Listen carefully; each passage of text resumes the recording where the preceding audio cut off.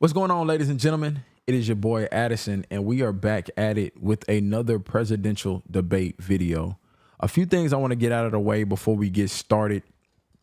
This is going to be what I consider or try my best attempt at being an unbiased review of this debate between Kamala Harris and former President Donald Trump. So there's a few different things that I want to get out the way now. I encourage, communication within the chat. Y'all just do your boy a favor and keep it respectable for me. You know what I'm saying? No profanity, nothing crazy like that. The mods will be nixing things that go a little bit too far. But I definitely want to hear everybody's opinions when it comes to interaction with the chat. Definitely going to be taking some questions from you all, looking to see what you all thought about this debate. This is my first time looking at it, so I'm actually excited to check this out. I'm interested in learning a lot more about the candidates, some of their thoughts on things, and this, just overall, just kind of diving into the politics world a lot more. I do not consider myself to be politically savvy, and that is one of the reasons I wanted to kind of make this reaction video, is to give you all the perspective from somebody who is not like super dove into those things. So if anybody's familiar with this channel, I do a lot of reactions to movies, series, content, whether it be, trending topics or things of that nature. And we typically have a lot of fun on here, so I don't want to change the tone of that. A few other details about me: born and raised here in Nashville, Tennessee. What are some other things y'all might want to know prior to going into this debate? And I'm operating off of a dinner where I only ate 2 peaches. So there you go. Those are a few details. Without further ado, go ahead and drop in the chat and let me know where y'all are tuning in from. And without further ado, we're going to go ahead and get this video kicked off. Hopefully they start out by giving me a rundown of the rules and things of that nature. And I got my clipboard here, but I realized, like, what good is my clipboard? Because I want to take some notes. But if I don't have a pen, then you know what I'm saying, it's just a prop. So let me get that real quick, y'all. Let me get that. I gotta find it first, though. Okay.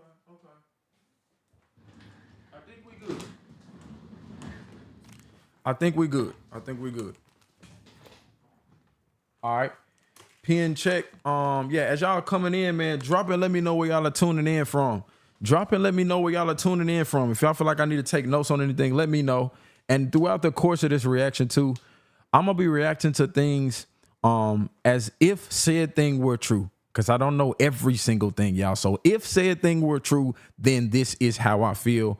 Without further ado, let's go ahead and hop straight into the presidential debate, the first one between Kamala Harris and Donald Trump. Let's get it. Good evening, I'm David Muir, and thank you for joining us for tonight's ABC News presidential debate. We want to welcome viewers watching on ABC and around the world tonight. Vice President Kamala Harris and President Donald Trump are just moments away from taking the stage in this unprecedented race for president. And I'm Lindsay Davis. Tonight's meeting could be the most... Those are always tongue twisters. Unprecedented race for president. Yeah, he practiced that like 5 times before he got on. Election day now less than 2 months away. For Vice President Kamala Harris, this is her first debate since President Biden withdrew from the race on July 21st. Of course, that decision followed his debate against... Hey, how y'all feel about that too?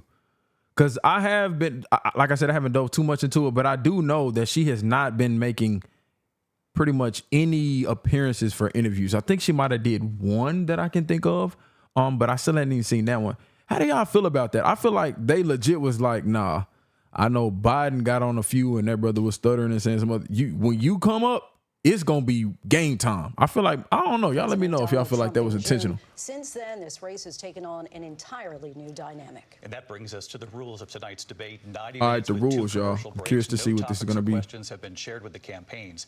The candidates will have 2 minutes to answer questions. So they're going in cold turkey then. That's what they'll be seeing. 2 minutes for rebuttals and 1 minute for they follow-ups. really got this thing like it's a doggone sporting event. Their microphones will only be turned on when it's their turn to speak. No pre-written notes allowed.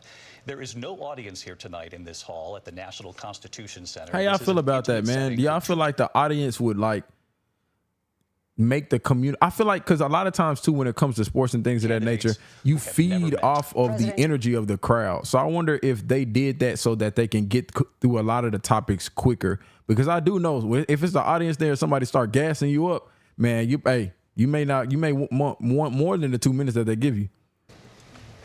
Here we go. Okay, they both walked in. Why they look like they about to go in? Let's have a good debate. Power play, already power play. They didn't meet in the middle. She went all the way over to his side, pretty much saying, I'm taking everything you got. I see the look. Hey, that right there, that's a little chess move right there. It could be nothing, y'all, but y'all know I'm going to make it something, for sure. Welcome to you both. It's wonderful to have you. It's an honor to have you both here tonight. I would say they both dress nice, but I feel like that's a bare minimum. And thoughtful debate. So let's get started. I want to begin tonight with the issue that voters repeatedly say is their number one issue, and that is the economy and the cost of living in this country. Vice President Harris, you and President Trump were elected 4 years ago, and your opponent on the stage here tonight often asks his supporters, are you better off than you were 4 years ago? When it comes to the economy, do you believe Americans are better off than they were 4 years ago? So I was raised as a middle-class kid. And I am actually the only person on this stage who has a plan that is about lifting up the middle class and working people of America. I believe in... No disrespect. Already out the gate, I feel like I'm prepared to accept what she has to say way more than I was when I first saw the Biden debate. Just because, like, no disrespect, because I know a lot of people go through different mental. Like, already out the gate, though, it's like I'm not deterred from listening to her because I know she's about to talk about something that seems like it's going to make sense. In the ambition, the aspirations, the dreams of the American people.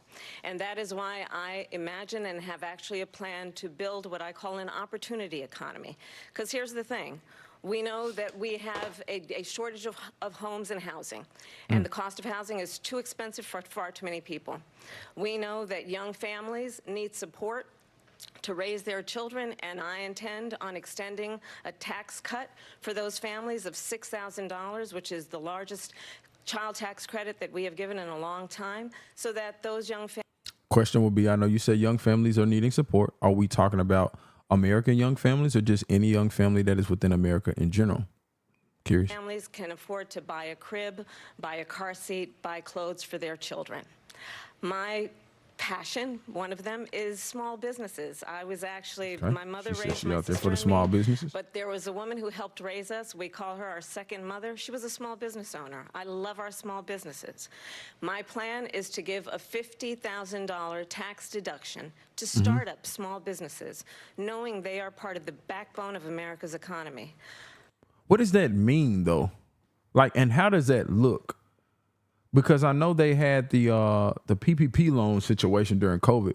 Are you pretty much saying anybody who ever wants to start a small business, regardless of how good the idea is, you just go to said website and bam, $50,000 right there for you that you do or do not have to pay back? I'll be curious to know a little bit about that. I mean, because I'm not saying it's terrible, because I'm pretty sure there are a lot of small businesses who that $50,000 out the gate will help them a lot. It's one of those things that, you know, people start to get excited about stuff before they know all the details.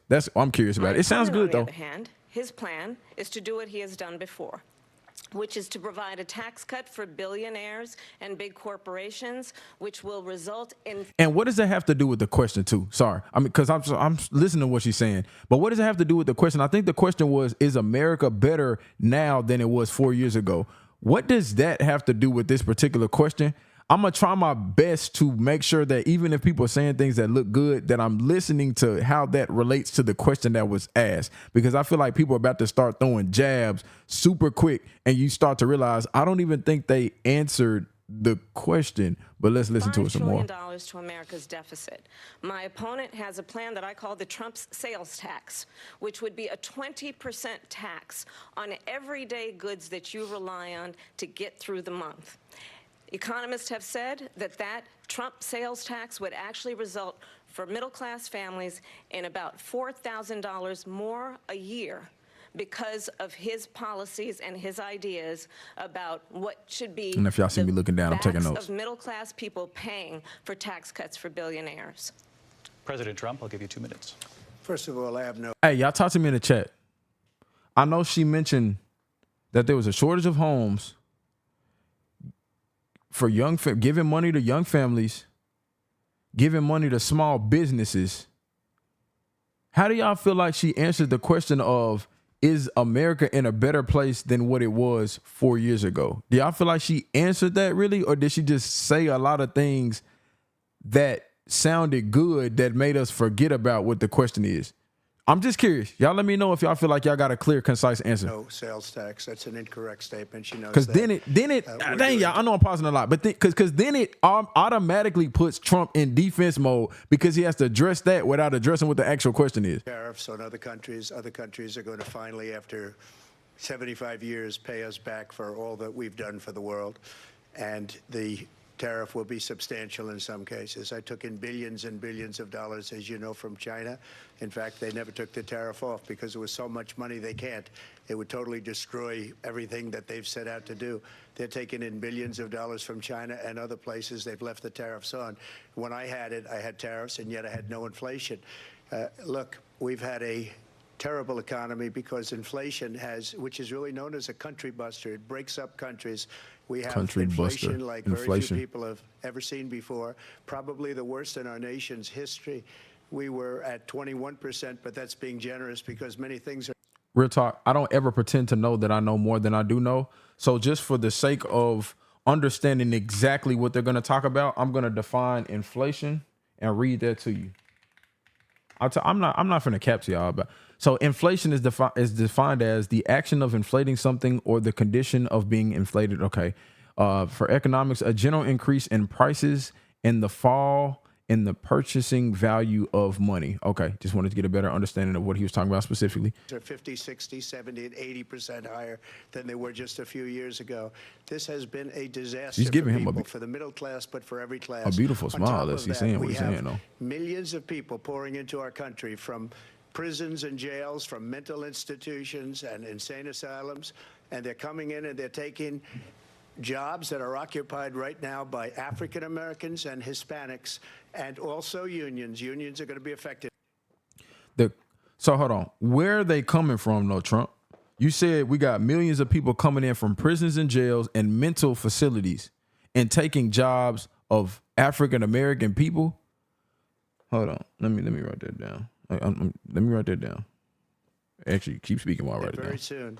And you see what's happening. You see what's happening with towns throughout the United States. You look at Springfield, Ohio. You look at Aurora in Colorado. They are taking over the towns. They're taking over buildings. They're going in violently. These are the people. I've been hearing about that, though. I think it was that Venezuelan gang, though. I think I was hearing about that. Country, and they're destroying our country. They're dangerous. They're at the highest level of criminality. And we have to get them out. We have to get them out fast. I created one of the greatest economies in the history of our country. I'll do it again and even better. We are going to get to immigration and border security. Okay.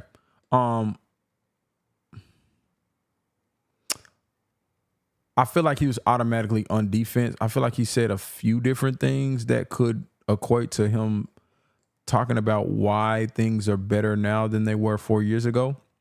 And my assumption with him would be that I know he hopped in and said people are taking the jobs from African-American people who are being led at a prison, jail, and mental institutions. I'm assuming he's referring to people not born within the United States. That would be my assumption. Security during this debate, but I would like to let Vice President Harris respond on the economy here. Well, I would love to. Let's talk about what Donald Trump left us. Donald Trump left us the worst unemployment since the Great Depression. Donald Trump left us the worst public health epidemic in a century. Donald Trump left us the worst attack on our democracy. All right, so what this sounds like right here, so this is always interesting, and you hear this in movies, you see this on shows, a lot of different things. When people ask, what have you done? Oftentimes, if they did not do things to the level that they either should have or would have liked to or were held accountable for, instead of taking accountability for that, they often say, well, when I got it, it was trash, so therefore you can't judge me too hardly. I'm just saying that only to say, how do y'all feel about that debate? If I ask you, how did you do at this particular job? And your response is, well, when y'all if I gave you a job to cut the grass, and you take the job, like you take the job and you want to do the job. If I come at the end of the day and like only half the yard is cut, and your response is, well, you didn't give me a lawnmower. I'm like, well, you took the job. Like this is some things like I thought you was gonna get fixed without there having been an issue prior to. But on the other end, I can understand, especially when you go to coaches who take different jobs, they take over a program. The program is terrible. And then when they get there, you know, they ain't got no jerseys, no locker room, no bus to travel with. So it is like, yeah, well, I didn't have much from when I started with, but I took it to XYZ. So I feel like people always use that either to describe that they were not successful in something, or the fact that they subscribe how much success they have with the little resources that they had. Which side of that argument do y'all feel like y'all stand on with that? Y'all feel like that's a fair throw or no? Since the Civil War. And what we have done is clean up Donald Trump's mess. What we have done and what I intend to do is build on what we know are the aspirations and the hopes of the American people. But I'm going to tell you all in this debate tonight, you're going to hear from the same old tired playbook. A bunch of lies, grievances, and name-calling. Golly, we ain't even like 5 minutes into the debate. She shook his hand. She already attacking. A dangerous plan called Project 2025 that the former Project 2025. Let me write that down. If he were elected again. I believe very strongly that sounds like somebody Google Drive folder. I ain't gonna lie. Project 2025. Just that simple. Shout out the person for that new follow too, by the way. Much more in common than what separates us, and I pledge to you to be a president for all Americans. President Trump will give you a minute here to respond. Number one. All right, so let me write that down. Kamala says, "I pledge to you, to be a president for all Americans." That can be interpreted many different ways. How do you all interpret it, though? When I have nothing to do, as you know, and as she knows better than anyone, I have nothing to do with Project 2025. That's out there. I haven't read it. I don't want to read it purposely. I'm not going to read it. This was a group of people that got together. They came up with some ideas. I guess some good, some bad. But it makes Project no difference. I have 2025 is such a general name. I'm not going to cap to you. I'll probably have a Google Drive folder note. I'll probably have a folder on my computer named that. I need to change the name so I don't get in trouble. We had the greatest economy. We got hit with a pandemic. And the pandemic was not since 1917, where 100 million people died. Has there been anything like it? We did a phenomenal job with the pandemic. He said 1917, 100 million people died? Was that when the bubonic plague? What happened in 1917? Y'all talk to me in the chat so that I can compare that to, pandemic. Nobody's ever seen anything like it. We made ventilators for the entire world. We got gowns, we got masks, we did things that nobody thought possible. And people give me credit for rebuilding the military. They give me credit for a lot of things, but not enough credit for the great job we did with the pandemic. Laugh Cash, appreciate you for popping in. Lettuce, appreciate you for popping in. Christina, appreciate you for popping in. And it bounced back and it went to their benefit, but I was the one that created them. They know it, and so does everybody else. Vice President Harris, I'll let you respond. So Donald Trump has no plan for you. Golly. So first of all, when you say you, I feel like when she said you, she imagined every possible variation of an American sitting at home in front of their TV. Whether you're Hispanic, whether you're black, whether you're white, whether you're rose gold, whether you're straight, whether you're LGBTQ. I feel like she looked into the cameras like Donald Trump has no plan for you. Golly. So he just like everybody he ain't rocking with. But back to my previous point. When I talked about when you're dealt a bad hand and you either complain about it or you talk about the things you did about it. So we saw former President Trump talk about when he was in office and he had to deal with the pandemic, the things that he did in regards to it. That's all I'm going to say. Appreciate y'all for coming through for this live stream as well. It's not over with yet, but I do want to put another reminder out there to talk to your boy in the comments, talk to each other in the comments. But, man, just keep it respectful. Let's keep going. And when you look at his economic plan, it's all about tax breaks for the richest people. I am offering what I describe as an opportunity economy, and the best economists in our country, if not the world, have reviewed our relative plans for the future of America. What Goldman Sachs has said is that Donald Trump's plan would make the economy worse. Mine would strengthen the economy. What the Wharton... Quick check. Y'all in the comments, let me know, what the heck is Goldman Sachs? Is that a company, person, website? What is that? She said it like I'm supposed to know what that is. And maybe I should know what that is. Maybe it's no excuse. But hey, I'm throwing that out there. Y'all let your boy know what Goldman Sachs is, because I don't know who that is. He could be a doggone former baseball player for all I know. Would actually explode the deficit. 16 Nobel laureates have described his economic plan as something that would increase inflation and by the middle of next year would invite a recession. You just have to look at where we are and where we stand on the issues. And I'd invite you to know that Donald Trump actually has no plan for you, because he is more interested in defending himself than he is in looking out for you.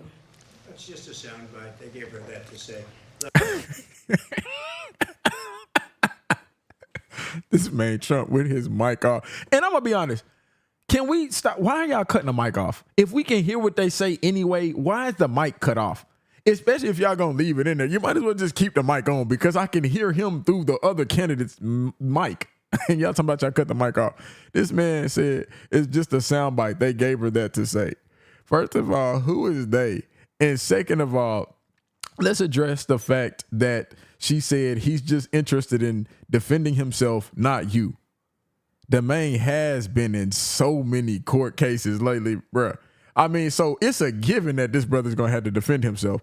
Y'all let me know, is there any other president that on their way to running for president, they had to go through the level of legal issues that Trump has had to deal with at the same time as still trying to be president? At the same time, if y'all remember, I hopped on here and did another reaction the moment that he actually, there was an attempt on his life. And that was a crazy situation as well. Y'all talk to me and let me know. Has there been any situation where president has went under this level of legal things and, for one, even stayed in? I feel like some folks probably went through some stuff and was like, yeah, y'all got it. Y'all let me know. I'm curious to know.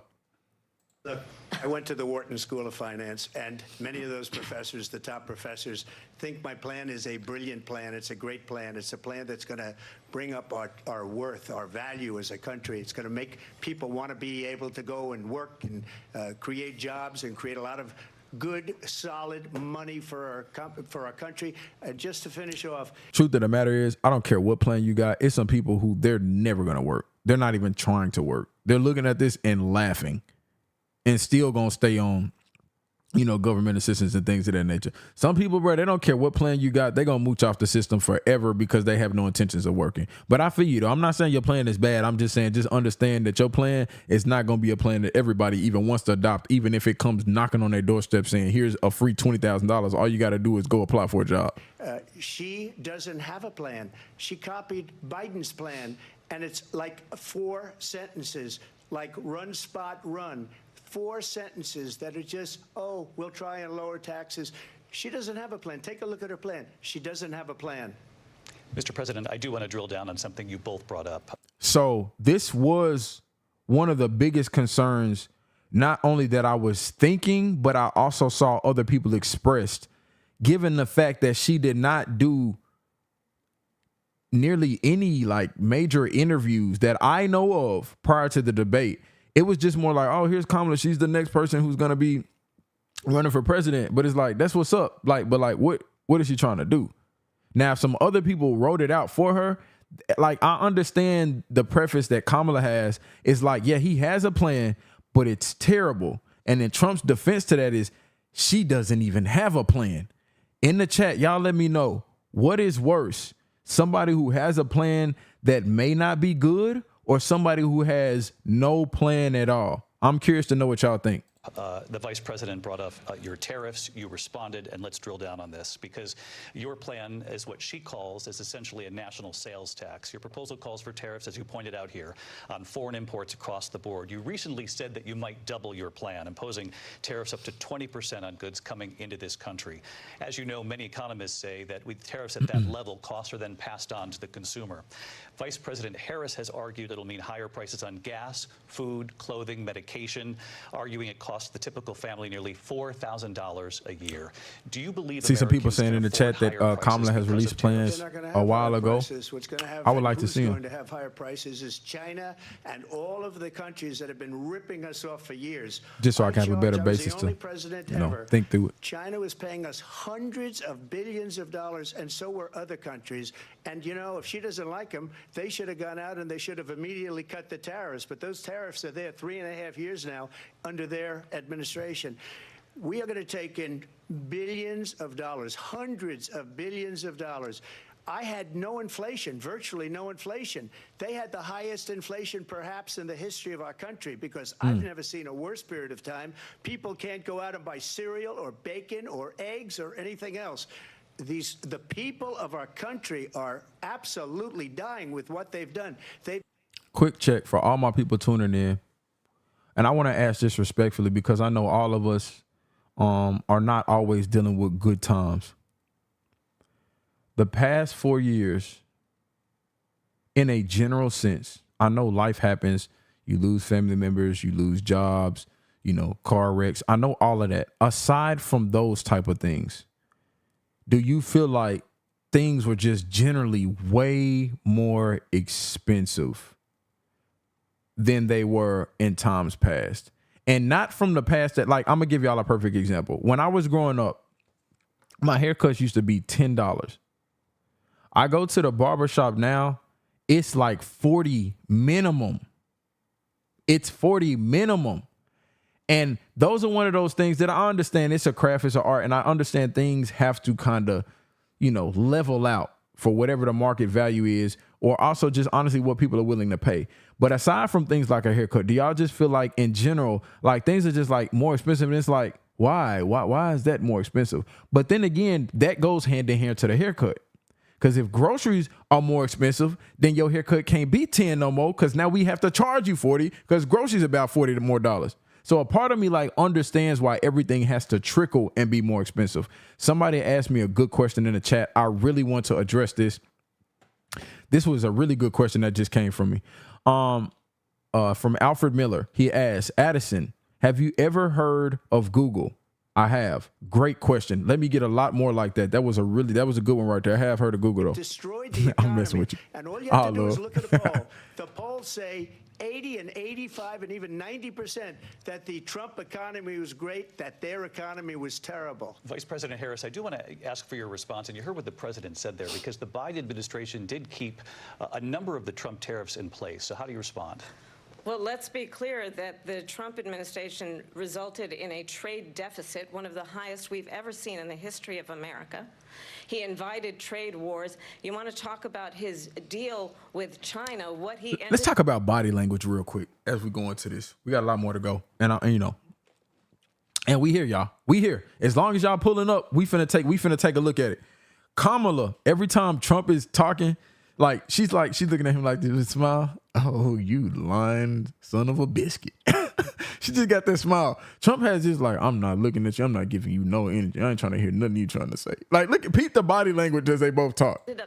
Like things have to really tick him off for him to look over there and just like make eye contact with Trump's presidency. He ended up selling American chips to China to help them improve and modernize their military, basically sold us out, when a policy about China should be in making sure the United States of America wins the competition for the 21st century, which means focusing on the details of what that requires, focusing on relationships with our allies, focusing on investing in American-based technology so that we... And this is the other question, too, as we're on this Google response, and then after that, I'm not going to get this no more energy.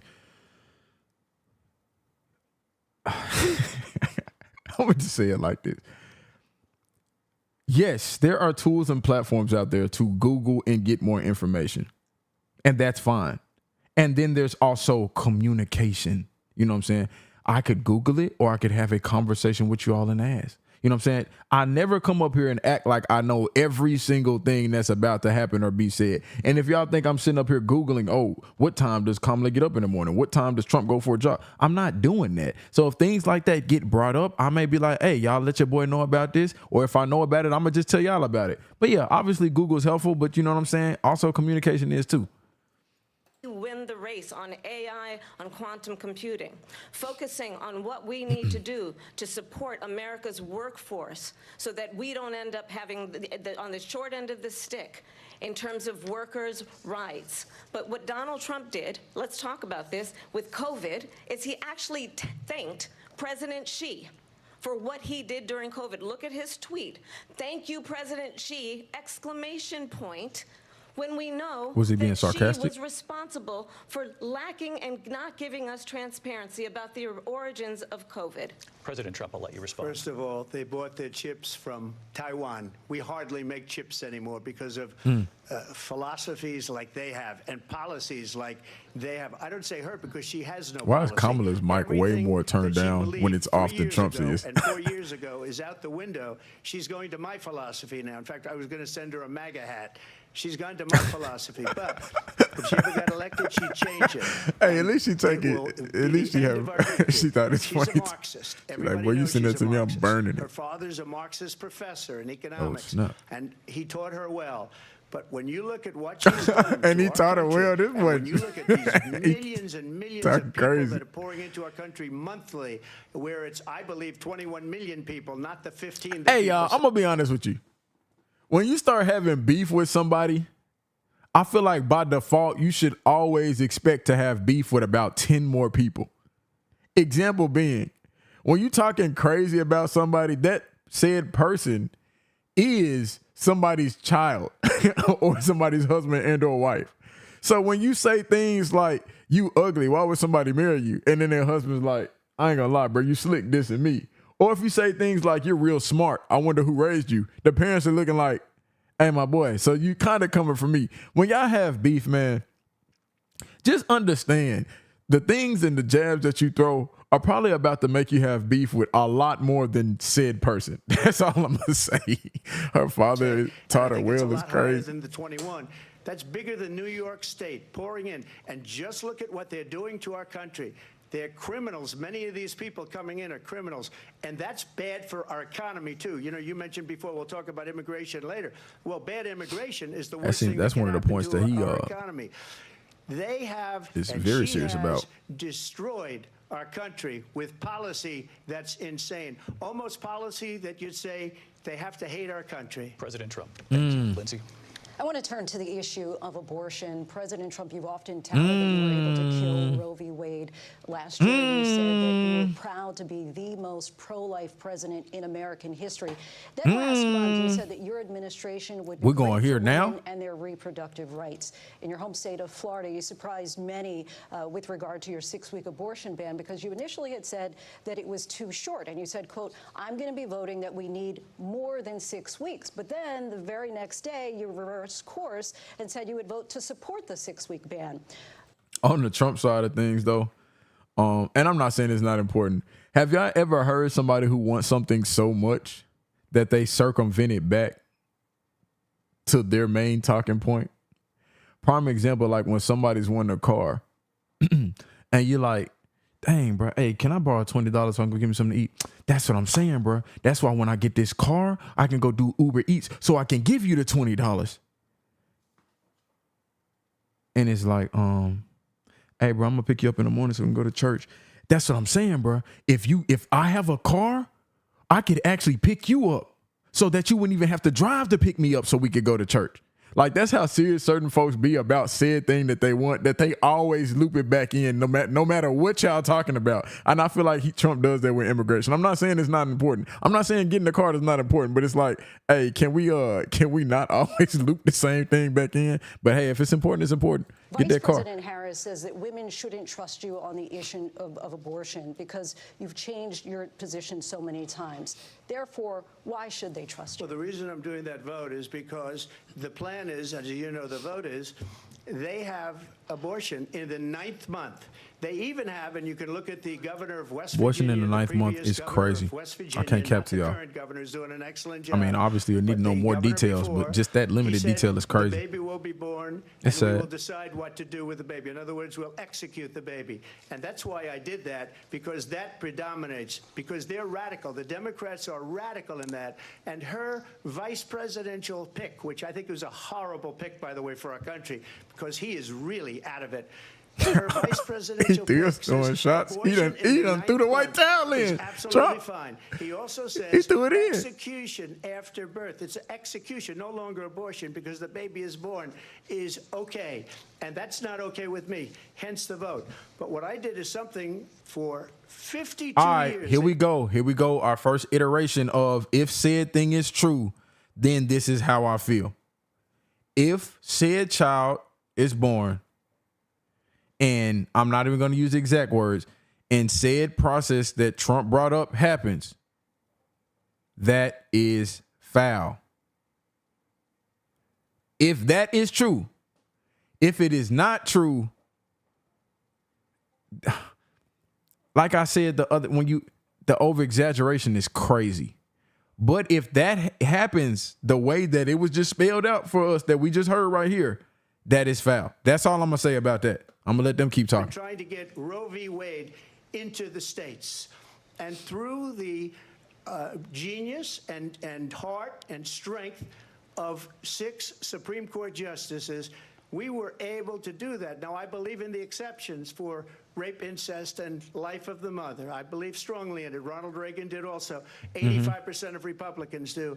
Exceptions, very important. And those are crazy exceptions for sure. Sad situations for sure. And for the first time, you're going to see. Look, this is an issue. That's my heart definitely goes out to anybody dealing with that sort of situation, because that is sad.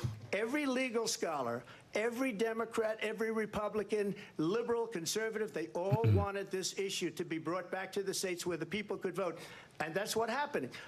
And now, Ohio, the vote was somewhat liberal. Kansas, the vote was somewhat liberal, much more liberal than people for most of my people live at and are from too, by the way. Shout out anybody tuned in from Wichita, Kansas. Now, it's not tied up in the federal you might be my family, or you might know my family, or you might got beef with my family. The Supreme Court had great courage in doing it, and I give or you might tremendous got love credit for my to family. those 6 justices. There is no state in this country where it is legal to kill a baby after it's born. Madam Vice President, I want to get your response. Hey, hold on. Did y'all peep that? Hey, hold on. Whoa. I just peeped something. And I'm cool with it. But I want to make sure it happens on both sides. I'm going to tell y'all what I just peeped. She did a big fact check live and pretty much said, hey, Trump, all that stuff you was just talking about, you lying. You can't do that. Anyway, your turn, Kamala. Hey, all I'm saying is, if you hear Cap on the other side, I would like to see that same energy. That's all I'm going to say. Y'all peep that.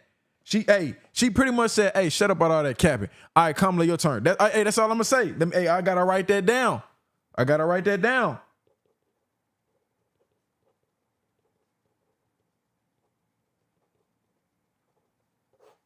I feel them though a little bit, because you can't come on our network and our platform capping like that and we just put it out though. So and this deals with anything in regards to media and when it's your platform and things of that nature, because people always like to say, well, you let so-and-so come on said platform and say this or get this off. So you like indirectly promoted it. And it's like, it's hard nowadays because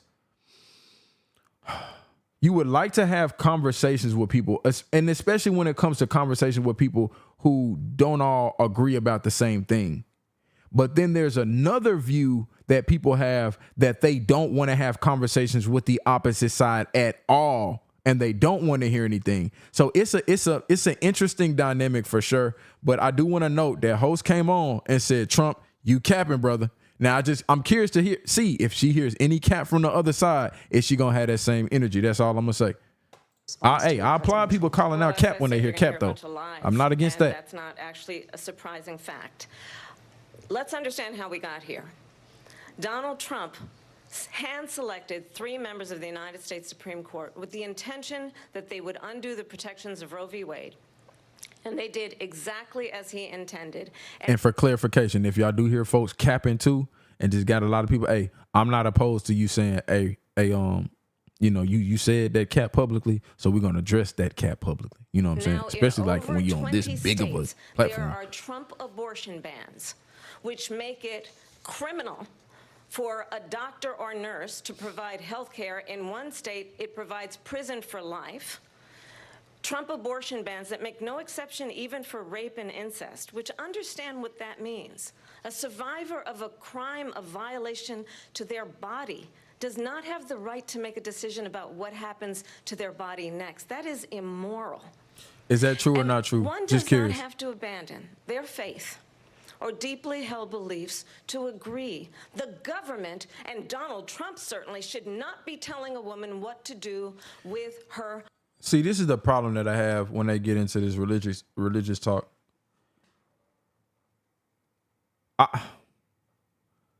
Stop trying to make people who follow whatever religion they follow not feel bad about doing said things when you yourself don't care anything about said religion. It sounds manipulative to me. That's what it sounds. I mean, I'm gonna just call it how I see it. When you do other things to really just dismiss the practices of a particular religion, and this is a general statement, and then you say, like, you don't even have to feel bad. Like, why would you care what somebody thinks about a topic that is super important to one's religion if you are doing other things to just completely remove it in general? Let's get to this super chat real quick. From a Seed Brooks, and I'm gonna use, there's some other, other words in here, so I'm gonna just, switch some things around. West Virginia governor on late getting rid of children's situation wasn't capped. Appreciate your Seed for that super chat. Again, if anybody has any points or things like that they want to bring to attention, feel free, to drop them in the comments. Actually, honestly, super chats are going to take priority because those are the things that show up right here a little bit visibly and to highlight the people, man, who came through showing some love as well. But I definitely want to encourage communication. Again, another message to just keep the thing, keep it clean, man. No profanity, no craziness, man. Let's talk. You know what I'm saying? Let's talk. Body. I have talked with women around our country. You want to talk about this is what people wanted? Yeah, she's passionate about this. Pregnant women who want to carry a pregnancy to term, suffering from a miscarriage, being denied care in an emergency room because the healthcare providers are afraid they might go to jail, and she's bleeding out in a car in the parking lot. She didn't want that. Her husband didn't want that.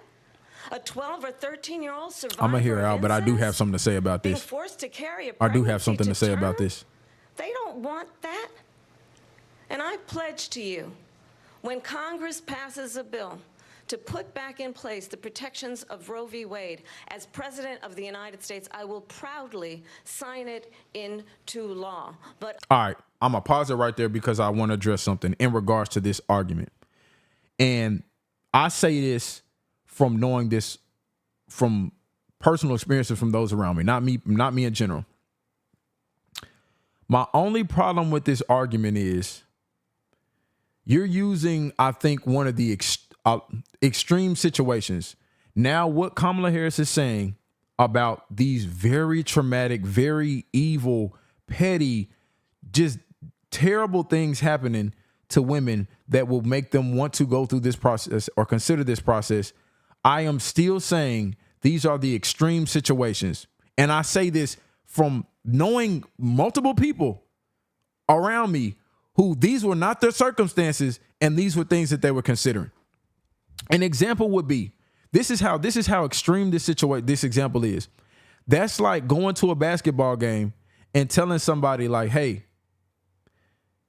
people are going to break their basketball games. Like you could be in the stands watching the game and a ball could get thrown at you and you could slip and break your ankle. And it's like, the truth is, it's more probable for people who are playing the game to probably break their ankle.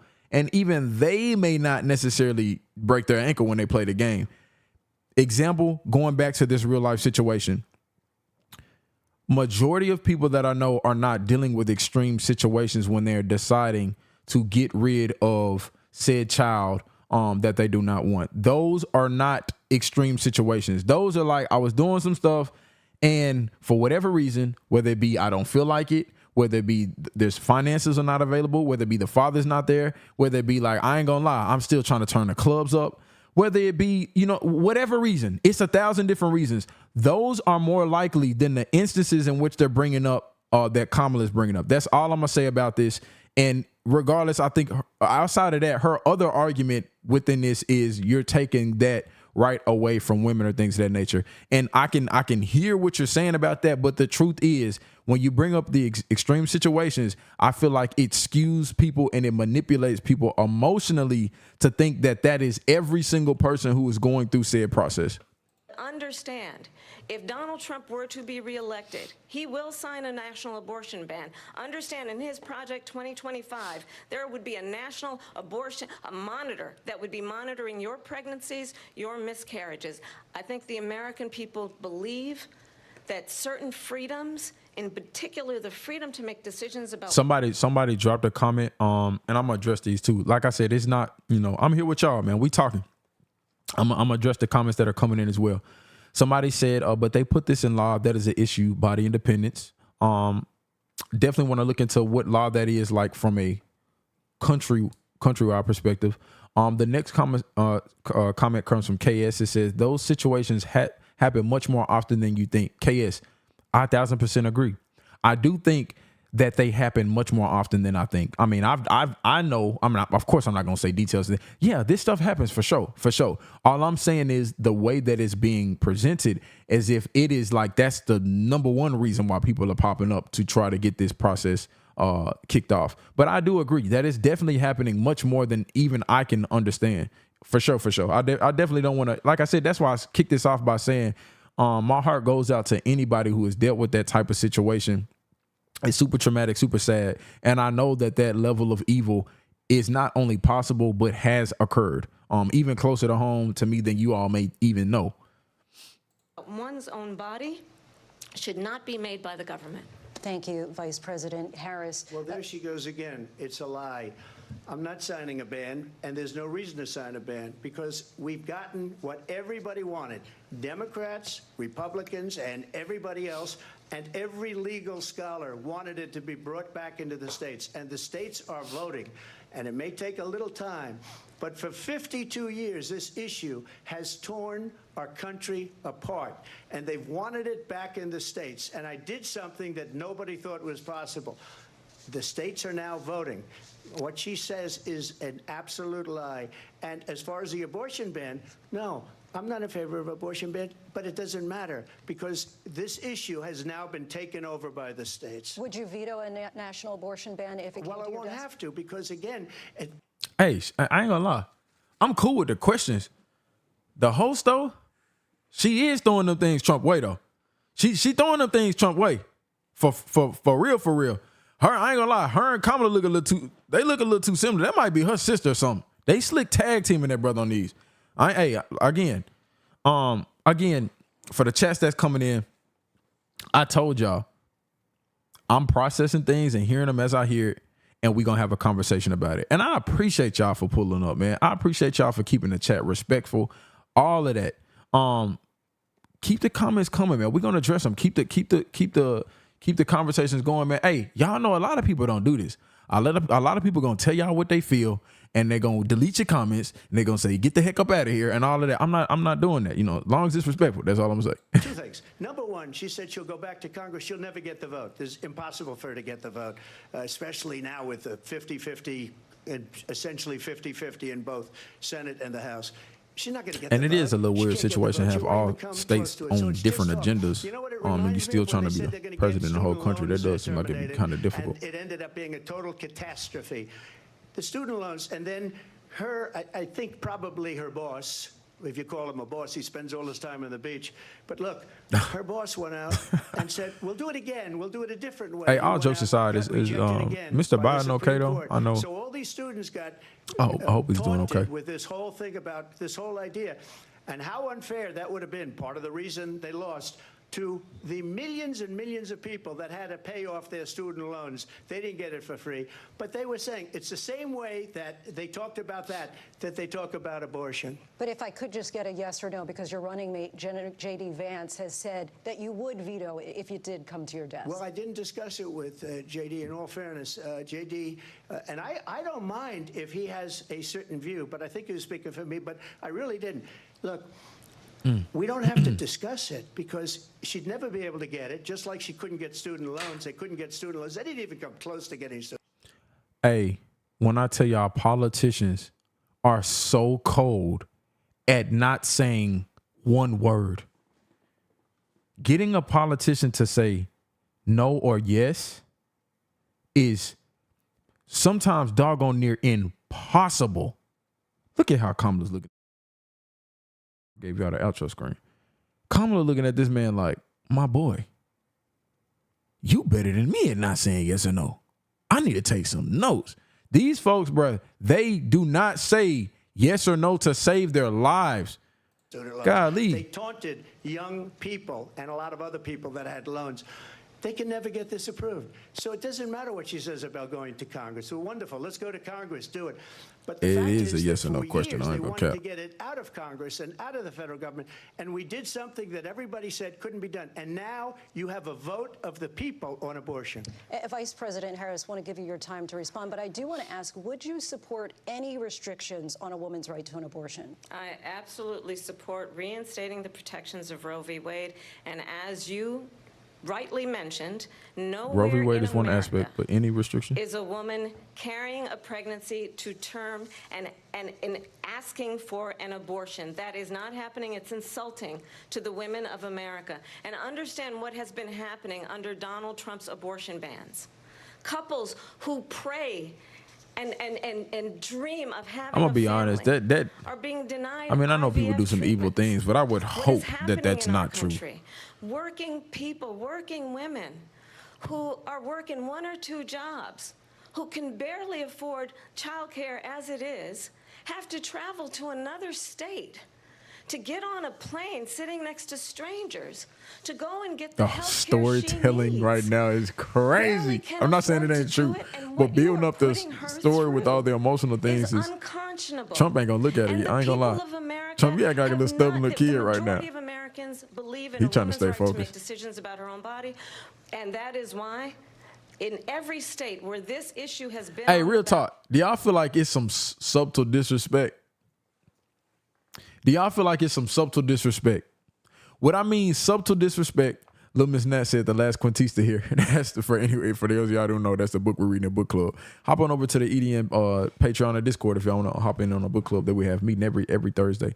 But y'all know when you're younger, your dad, your mom, whoever your mentor is, they tell you like when somebody's talking to you, you look at them in the eyes, you look at them in the face. Now, obviously, this is a debate. Things are going to intentionally probably get heated. Do you feel like in a debate, when your opponent is talking to you specifically, you should at least look at them in the eyes? I understand it's going to be a long debate, and I know you got some back and forth with the moderators and things of that nature. How do y'all feel, though? Because the reason I say that is it seems like Kamala is like constantly looking at him. And it seems like Trump like has his mind made up. I'm not looking at this woman over here. I could care less about what she has to say. And that may be true. I'm just curious how y'all feel about that side of it. Y'all feel like it puts them in a certain light, or y'all feel like if you don't opt, you don't opt? I'm not looking. Vice President Harris, excuse me, I have to respond. Another lie. It's another lie. I have been a leader on IVF, which is fertilization. The IVF, I have been a leader. In fact, when they got a very negative decision on IVF from the Alabama courts, I saw the people of Alabama and the legislature 2 days later voted it in. I've been a leader on it. They know that, and everybody else. Hey, I got just a comment. Somebody in the comments said, Mug Chico 3 said, I mean, she had to walk all the way to his podium and shake his hand. I ain't gonna cap. That was intentional. She hit him with. Let me show y'all what she did. You know, hey, this is what she did, y'all. This is what she did. Her walk was a little bit like this. It's like we can't just like kind of slowly walk over there. Nah. She hit a little speed walk on that joint. She definitely wasn't meeting in the middle. She hit that man with a little speed walk for sure. I can't say that was misogyny. No. IVF. And the other thing, I see. Appreciate you for the. I see. Appreciate you for that super chat. I'm not sure exactly what happened with the situation, but as long as you keep things respectful, man, you won't be in trouble here. Just keep it respectful. will she allow abortion in the 8th month, 9th month, 7th month? Come on. Okay, would you do that? Why don't you ask her that question? Why don't you answer the question? Would you because veto? under I ain't gonna lie. It's a yes or no. you could do It's a yes or no. abortions in the 7th month, 7, 8, 8th month, the 7, 8, 9th month, or 9. probably What you talking about, after Kamala? that. 7, 8, or Just 9. That's look yes or at no. the governor, former governor of Virginia. 7, 8, 9. The governor of Virginia said we put the baby aside and then we determine what we want to do with the baby. President Trump, thank you. We're going to turn now to immigration and border security. We know So he can't get his yes or no. Well, you didn't give a yes or no either, though. So I guess the board in this country. Vice President Harris, you were tasked by President Biden with getting to the root causes of migration from Central America. We know that illegal border crossings reached a record high in the Biden administration. This past June, President Biden imposed tough new asylum restrictions. We know the numbers since then have dropped significantly. But my question to you tonight is, why did the administration wait until 6 months before the election to act? And would you have done anything differently from President Biden on this? So I'm the only person on this stage who has prosecuted transnational criminal organizations for the trafficking of guns. Hold on. Let me look that up real quick. Transnational criminal organizations. What is that? That is so many layers of something. Hold on. They ain't even let me type all of that. Hold on. Transnational. Because I'm gonna tell y'all what I thought it was at first, but then I was wise enough to know that it was not that. All right, so transnational criminal organizations are groups of people who work across national borders to commit illegal activities for profit. They use violence and corruption to achieve their goals. Okay, all right. I didn't want to be ignorant, y'all. I didn't know if it was meaning like trans people who are also national criminals, but it means something else. It means something else. Y'all know it's a whole bunch of different words and things like that you have to understand or that got different purposes these days. So I just wanted to be clear. And human beings. And let me say that the United States Congress, including some of the most conservative members of the United States Senate, came up with a border security bill, which I supported. And that bill would have put 1,500 more border agents on the border to help those folks who are working there right now overtime trying to do their job. It would have allowed us to stem the flow of fentanyl coming into the United States. I know there are so many families watching tonight who have been personally affected by the surge of fentanyl in our country. 1,000%. That bill would have put more resources to allow us to prosecute transnational criminal organizations for trafficking in guns, drugs, and human beings. But you know what happened to that bill? Donald Trump got on the phone, called up some folks in Congress and said, kill the bill. And you know why? Because he'd prefer to run on a problem instead of fixing a problem. And understand, somebody interpret run on a problem versus fixing a problem. I get fixing a problem. What does run on a problem mean? Our country actually need a leader who engages in solutions, who actually addresses the problems at hand. But what we have in the former president is someone who would prefer to run on a problem instead of fixing a problem. And I'll tell you something, he's going to talk about immigration a lot tonight, even when it's not a subject that is being raised. Hey, we understand. I ain't gonna lie. Hey, look. Regardless of what y'all thought about the Biden versus Trump debate, whether you thought it was one-sided, whether you didn't even care for one side, so it was already a L to you in the beginning, however you felt, this ain't that. He is dealing with an articulate, seemingly knowledgeable woman right now who also knows his tactics and his talking points. So this ain't that today. I could be wrong. As of right now, it ain't feeling like it's going to be a landslide tonight, ladies and gentlemen. But let's see. It's some more topics to get through. I'm going to invite you to attend one of Donald Trump's rallies because it's a really interesting thing to watch. I see. Appreciate you for coming through. During the course of his rallies, he talks about fictional characters like Hannibal Lecter.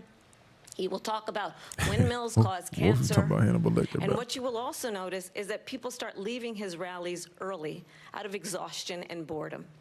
And I will tell you, the one thing you will not hear him talk about is you. You will not hear him talk about your needs, your dreams, and your desires. And I'll tell you, she's trying to pull on them emotional strings. You deserve a president who actually puts you first, and I pledge to you that I will. Vice President Harris, thank you. President Trump, on that point, I want to get your response. Well, I would like to respond. Let me just ask, though, why did you try to kill that bill, and successfully so? That would have put thousands That's a good of question. additional I mean, yeah, that's a good agents question. on the border. First, let me respond as to the rallies. She said people start leaving. People don't go to her rallies. There's no reason to go. And the people that do go, she's bussing them in and paying them to be there, and then showing them in a different light. So she can't talk about that. People don't Hey, she be so spicy, bruh. Is that so? You keep going. I got something for you. Just wait. Just wait. I ain't start talking about nothing else. I'm talking about politics now, but we can talk about that if you want to. Play with me if you want to. Hey, when she put that, the chin up, bruh, the hand on the chin so spicy, y'all. The most incredible rallies in the history of politics. That's because people want to take their country back. The hand on the chin is so spicy. We're a failing nation, and it happened 3.5 years ago. And what's going on here, you're going to end up in World War III, just to go into another subject. What they have done to our country by allowing millions and millions of people to come into our country, and look at what's happening to the towns all over the United States. And a lot of towns don't want to talk. It's not going to be Aurora or Springfield. A lot of towns don't want to talk about it because they're so embarrassed by it. The way she just went ahead, I'm not going to lie, she is kind of chest moving this junk right now. The way she just pretty much said, like, he's going to be talking about the immigration stuff a lot tonight. I'm not going to lie, y'all. It makes it to when we get to that point, people are going to be like, all right, bro, we already heard it. You already been saying it the whole night. That's the only problem with the fact that when you discuss things out of context, when there's already a scheduled structure for the debate. And I think even though what he's saying about the immigration stuff is probably going to be extremely important, you're more so going to want to hear what she says in that moment, because you're already feeling like you know what the heck he feels about it or says about said situation. Eating the dogs, the people that came in, they're eating the cats, they're eating. Hold on, whoa. Talk about it because they're so embarrassed. What did he just say? In Springfield, they're eating the dogs, the people that came in, they're eating the cats, they're eating. They're eating the pets of the people that live there. And this is what's happening in our country. And it's hold on. I need to let me get the full context again. His brother say they was eating the dogs. Look at what's happening to the towns all over the United States. And a lot of towns don't want to talk. It's not going to be Aurora or Springfield. A lot of towns don't want to talk about it because they're so embarrassed by it. This ain't a presidential topic. This is a PETA topic. Dogs, the people that came in, they're eating the cats. They're eating the pets of the.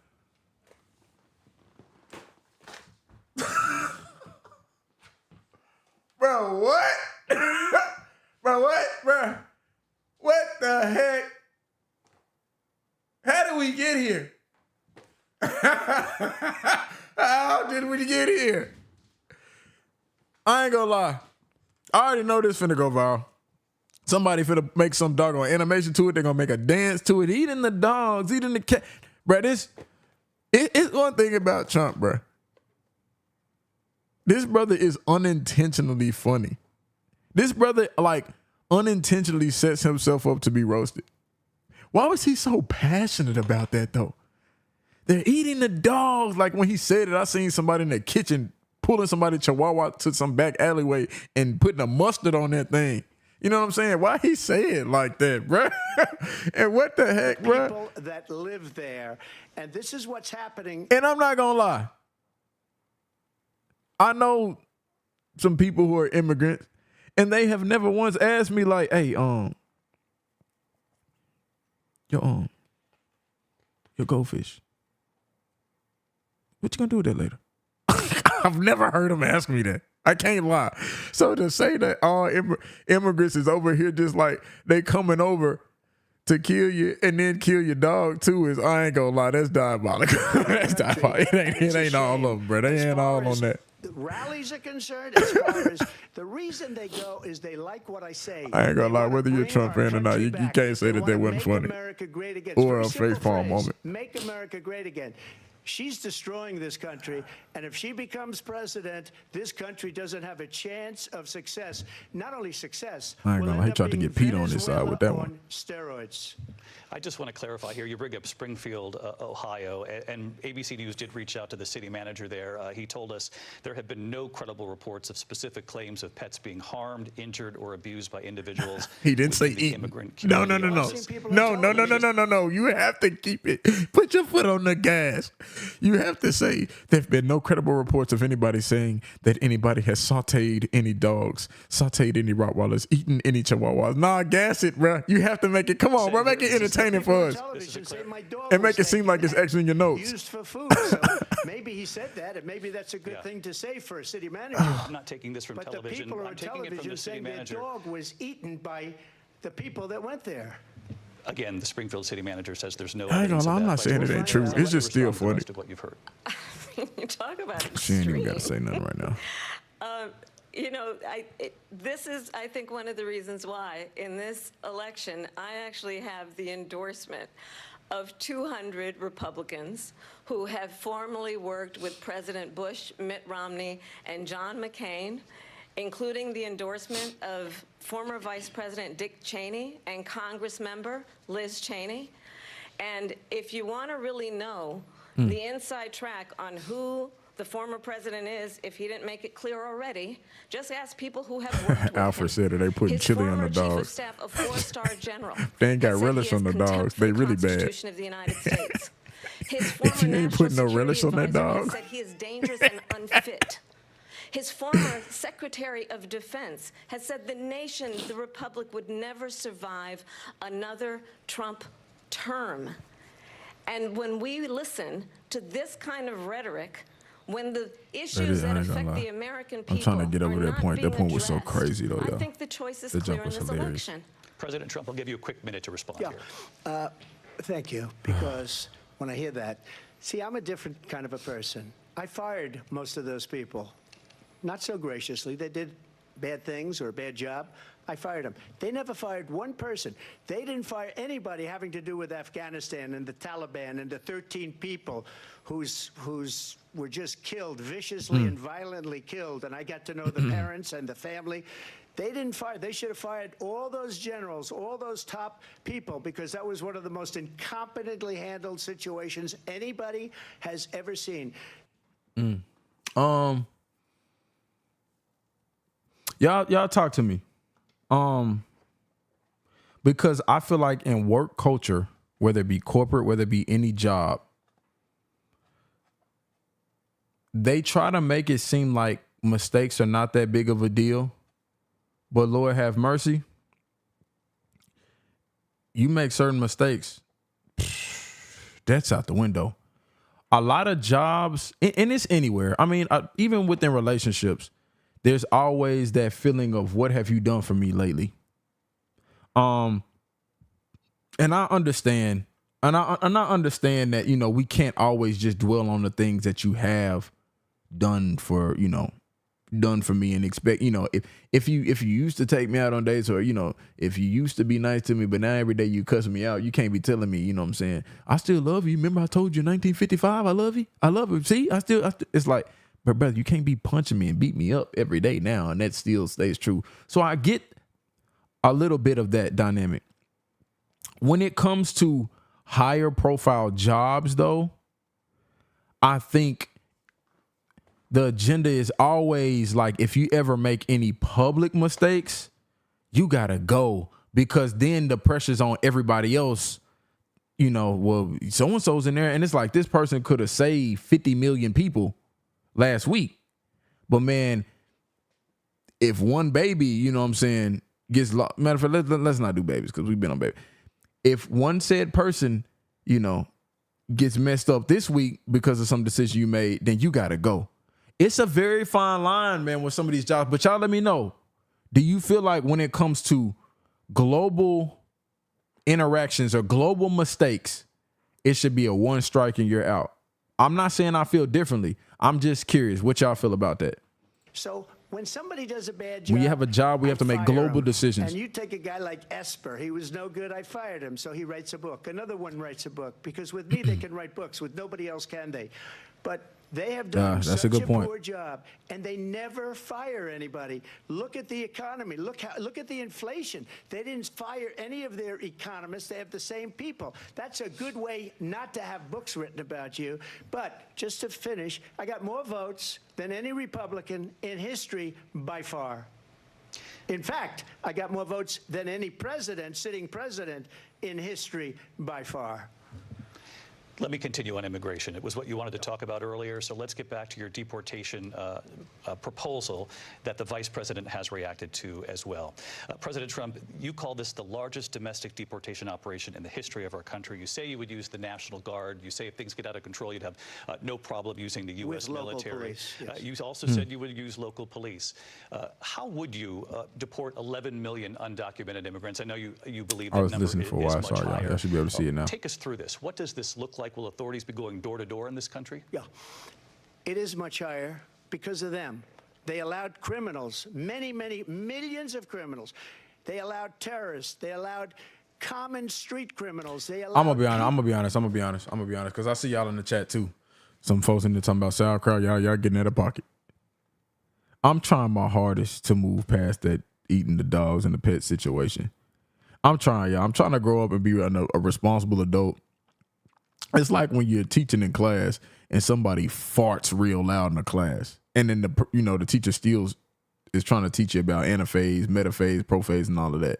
I ain't hear nothing you talking about. I'm still thinking about when little Terry busted his guts all over that seat in row 5. You know what I'm saying? I'm trying to move past it, y'all. But that junk was hilarious.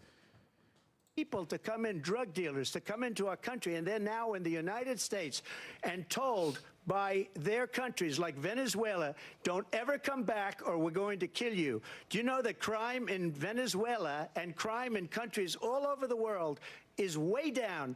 You know why? Because they've taken their criminals off the street and they've given them to her to put into our country.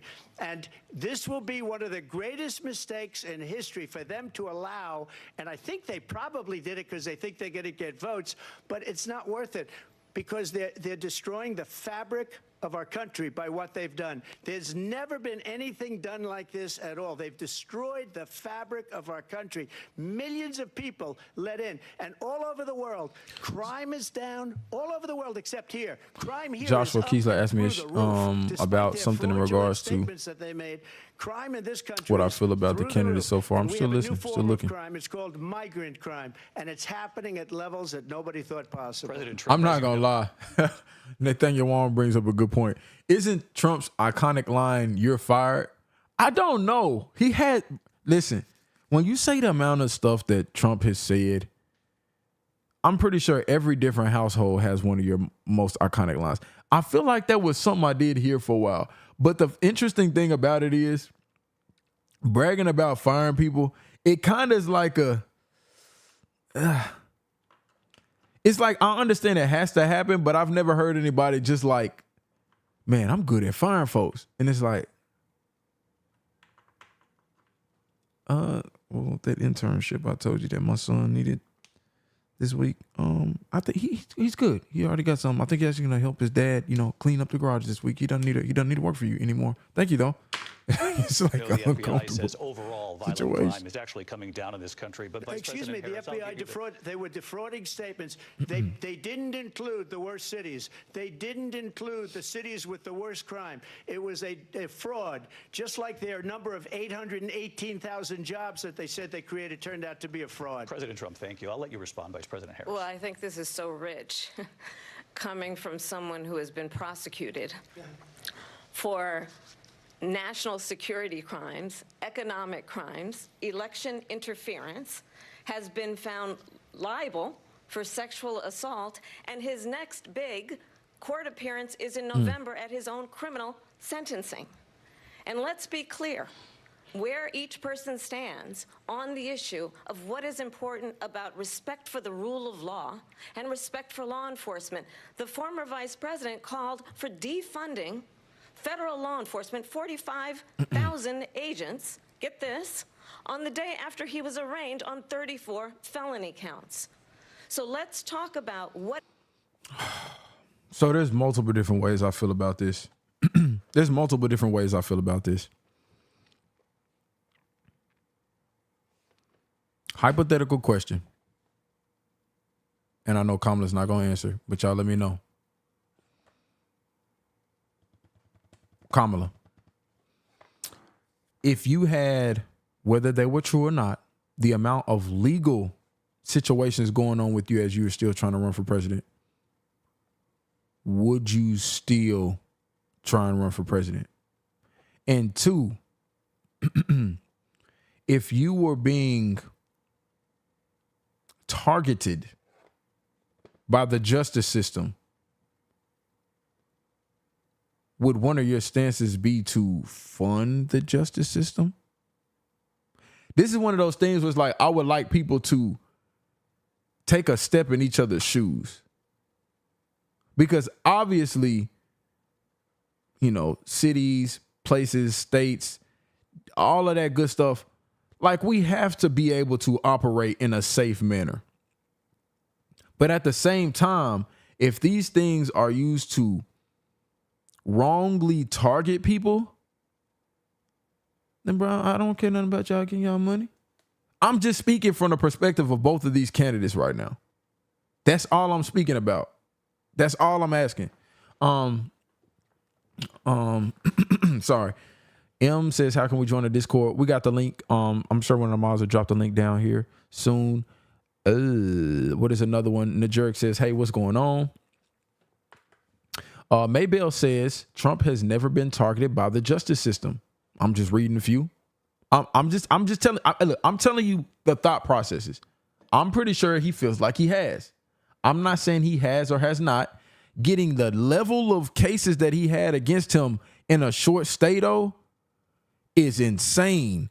Sometimes if the way it feels like, it's like, if we don't get you for this, we're going to get you for this. If we don't get you for this, we're going to get you for this. If we don't get you for this, we're going to get you for this. And if we don't get you for this, we're going to get you for this. But honestly, though, I feel like a lot of people would do people who they feel are evil like that, though. They're not going to stop until you get got for something. Like if it's a neighbor that you got, right?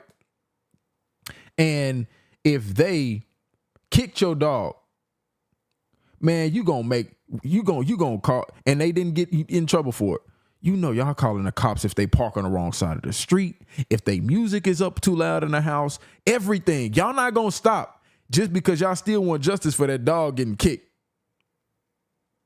That's all I'm saying. I know we got some people saying things about corruption and things of that nature. I'm just telling y'all the thought process of how both people would probably feel regardless of if they are or are not innocent. What is important in this race? It is important that we move forward, that we turn the page on this same old Ronald Watson says, stop kicking dogs. Yeah, y'all please stop doing that. The needs of the American people, address what we need to do about the housing shortage, which I have a plan for, address what we must do to support sorry, our I missed that small comment. It might be super far up. Bringing down the price of groceries. But frankly, the American people are exhausted with this same old tired playbook. Vice President Harris, thank you. Excuse me. Every one of those cases was started by them against their political opponent. And I'm winning most of them, and I will win the rest on appeal. And you saw that with the decision that came down just recently from the Supreme Court. I'm winning most of them. But those are cases, it's called weaponization. Never happened in this country. They weaponized the Justice Department. Every one of those cases was involved with the DOJ, from Atlanta and Fani Willis to the Attorney General of New York and the DA in New York. Every one of those cases. And then they say, oh, he's a criminal. They're the ones that made Mina, Laura, you childish. By the way, Joe Biden was found essentially guilty. We done moved past the documents case. And what happened in my documents case? They said, oh, that's the toughest of them all. A complete and total victory. 2 months ago, it was thrown out. It's weaponization, and they used it, and it's never. I'm gonna be honest. I'm actually surprised this brother is still able to run for president with all the legal things that he got going on. President Trump, thank you. A really quick response here, Vice President Harris, on this notion of weaponization of the Justice Department. Well, let's talk about extreme and understand the context in which this election in 2024 is taking place. The United States Supreme Court recently ruled that the former president would essentially be immune from any misconduct if he were to enter the White House again. Understand, this is someone who is openly... This the thing, though. This the thing. But the deals that y'all made while y'all are in office, and I'm glad Brittany Griner is safe. I'm glad she's safe, and you know, out of the situation that she was in. Remind me what y'all gave up to get said person back. If we gonna go there, we gonna go there. If we gonna go there, we gonna go there. So, I don't want to hear people talk about, bruh, we gonna let this wrong slide, but we not gonna let this wrong slide. Somebody said a get out of jail free card must be had. The person that y'all let go when said WNBA star was free, what did that person do? What was that person responsible for?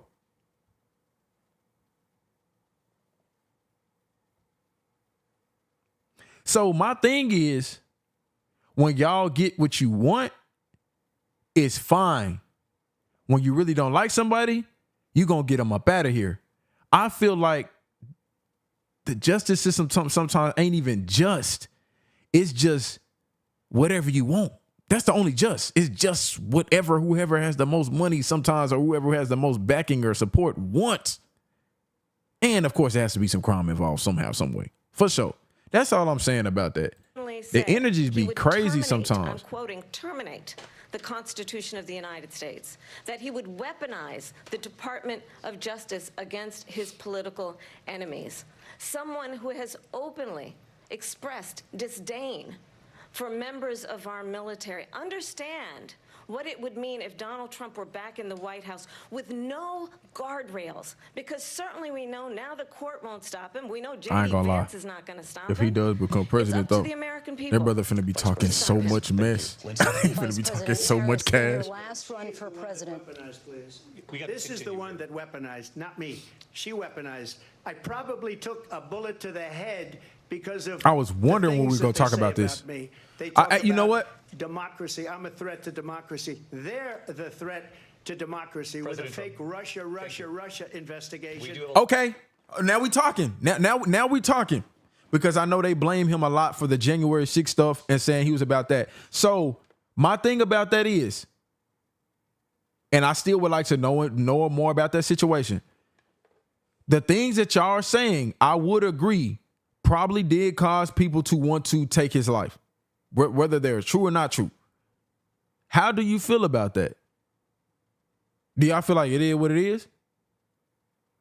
Or do y'all got the same energy about the January 6th stuff or the other stuff? Is it what it is? I feel like right here he has a good point. Like, y'all can talk and say something. I can talk and say something, and it's a problem. Y'all can talk and say something, and if an attack happens on my life, I guess it just is what it is. We just politicking, we just debating. Y'all let me know, man, how y'all feel about that. In the interim, let me switch batteries real quick because this camera's about to go dead, and I'll be right back, man. Let me know how y'all feel in the chat.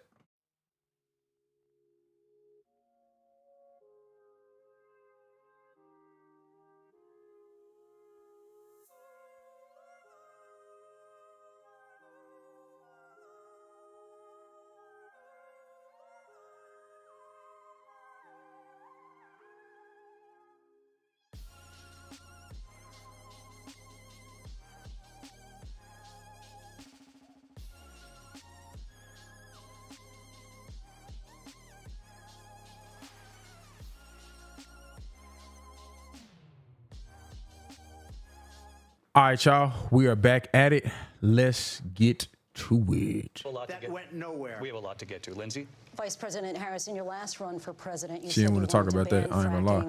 Now you don't. You wanted mandatory government buyback programs for assault we weapons. We want to talk about extreme circumstances, not what happened to the person right next to you on the podium. Border crossings. Now you're taking a harder line. I know you say that your values have not changed. So then why have so many of your policy positions changed? So my values have not changed, and I'm going to discuss every one of at least every point that you've made. But in particular, let's talk about fracking, because we're here in Pennsylvania. I made that very clear in 2020. I will not ban fracking. I have not banned fracking as Vice President of the United States, and in fact, I was the tie-breaking vote on the Inflation Reduction Act, which opened new leases for fracking. Tie-breaking vote. My position is that we have got to... Hold on. Understanding check. Let me look up what fracking means. I told y'all, as much as I'm enjoying talking with y'all, I'm enjoying learning what some of this political jargon, terminology, or just things that I probably should know mean.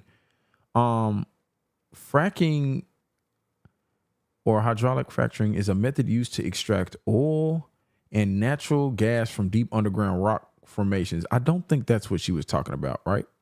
Or am I tripping?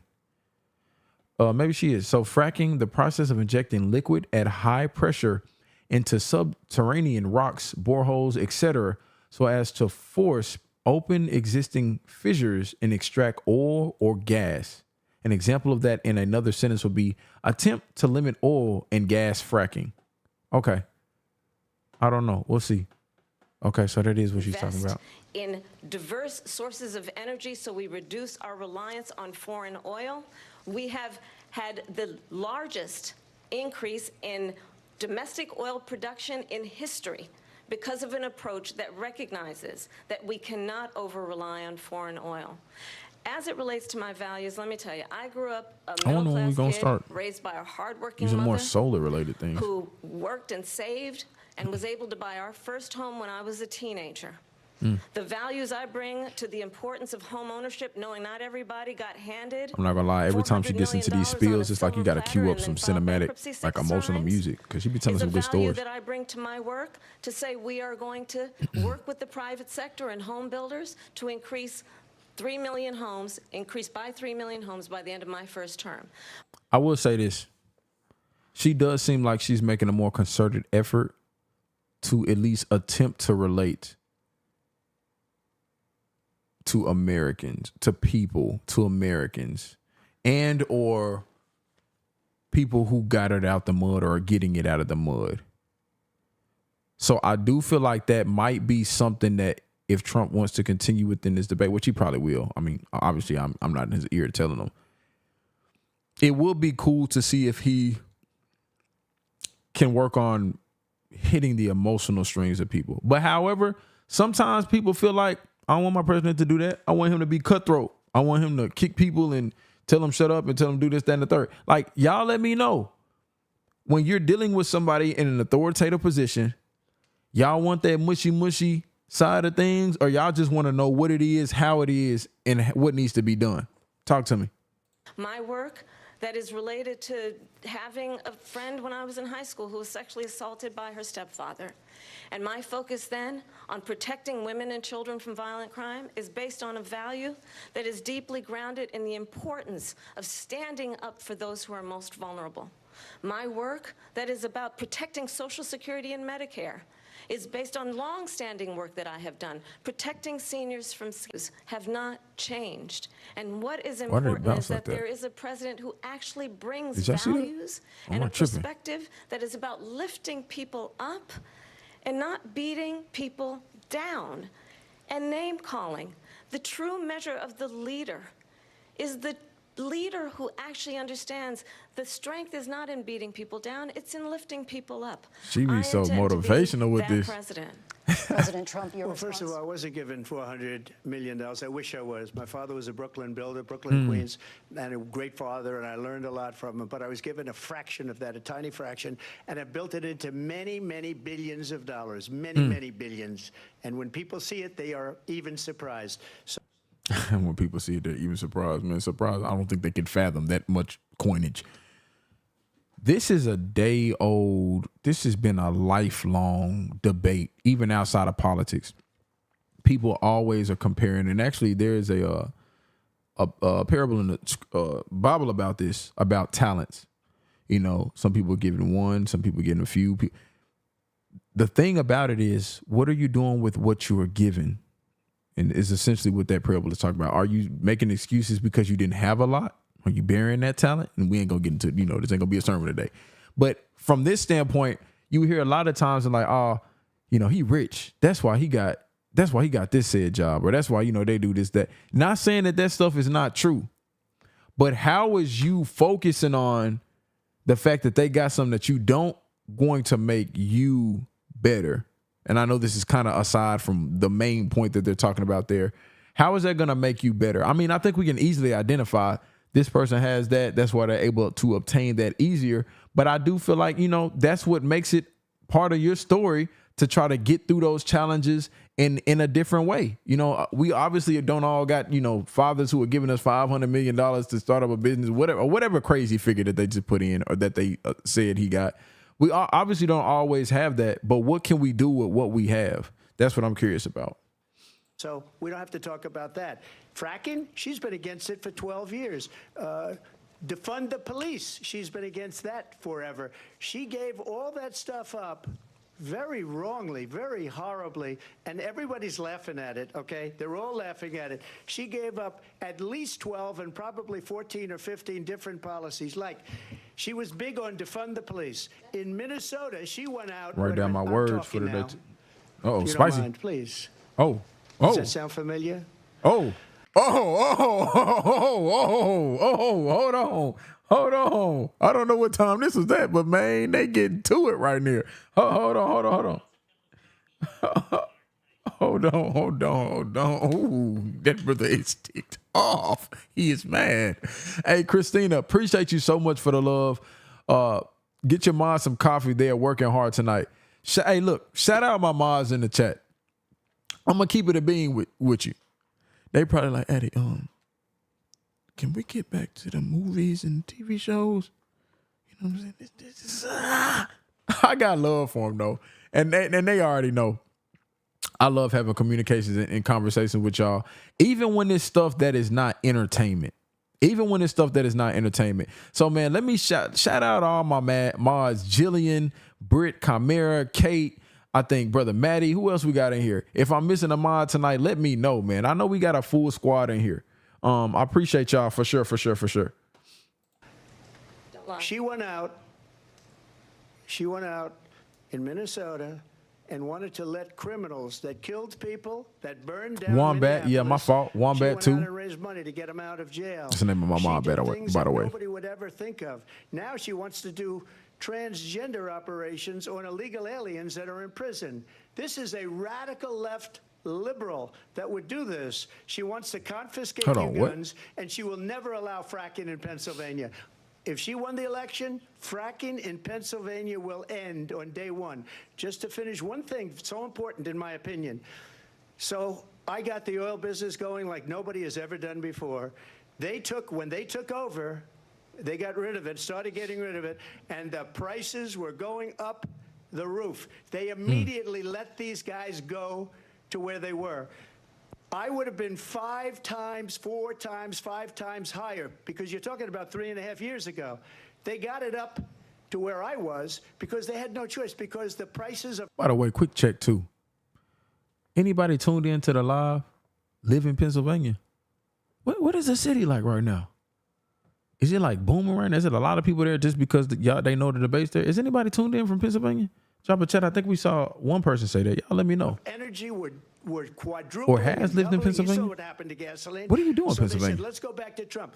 But if she won the election, the day after that election, and how close is that to Transylvania? Destroying our country, and oil will be dead, fossil fuel will be dead. We'll go back to windmills, and we'll go back to solar, where they need a whole desert to get some energy to come out of. You ever see a solar plant? By the way, I'm a big fan of solar, but they take yeah, all over the place right now. 400, 500 acres of desert President soil. Trump, we have a These lot are of not good issues things that we for the have to get to. environment, We're as she out of time. understands. Thank you.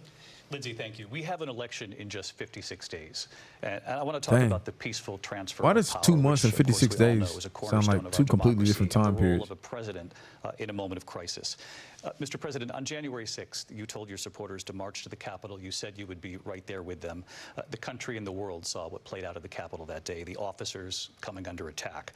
Aides in the West Wing say you watched it unfold on television off the Oval Office. You did send out tweets, but it was more than 2 hours before you sent out that video message telling your supporters to go home. Is there anything you regret about what you did on that day? And I know a lot of people are going to feel very differently about this. I know a lot of people are going to feel very differently about this topic right here. Some people are going to feel like this is treason. Some people are going to feel like this is foul or whatever the case may be.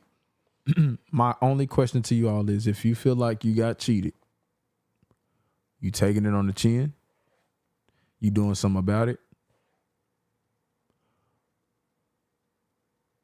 those are the only two options, because other options, you know, kind of crazy. Well, is that what you're going to do? And then two, if you did tell people to meet up at said place, prime example, I could tell my brother, like, yo, go to that Sonic and give me something to eat. I did not tell you to go rob the Sonic as well. I did not tell you that. Now, if people are going to say, yo, I hear you, but he implied to do exactly what y'all did, we can have that conversation. But if the facts of the matter are, he said, y'all pull up here, and that's it. And then he also said things to deter people from doing some of the crazy behavior that we saw that day. Okay. But a lot of people, it seems like that I'm hearing are, he said pull up, and he know exactly what they was finna get to. Is that what y'all are saying? And somebody said defending J6 is wild. I did not say I'm defending it. Them folks was wilding out. So please don't come on this stream saying your boy defended anything like that.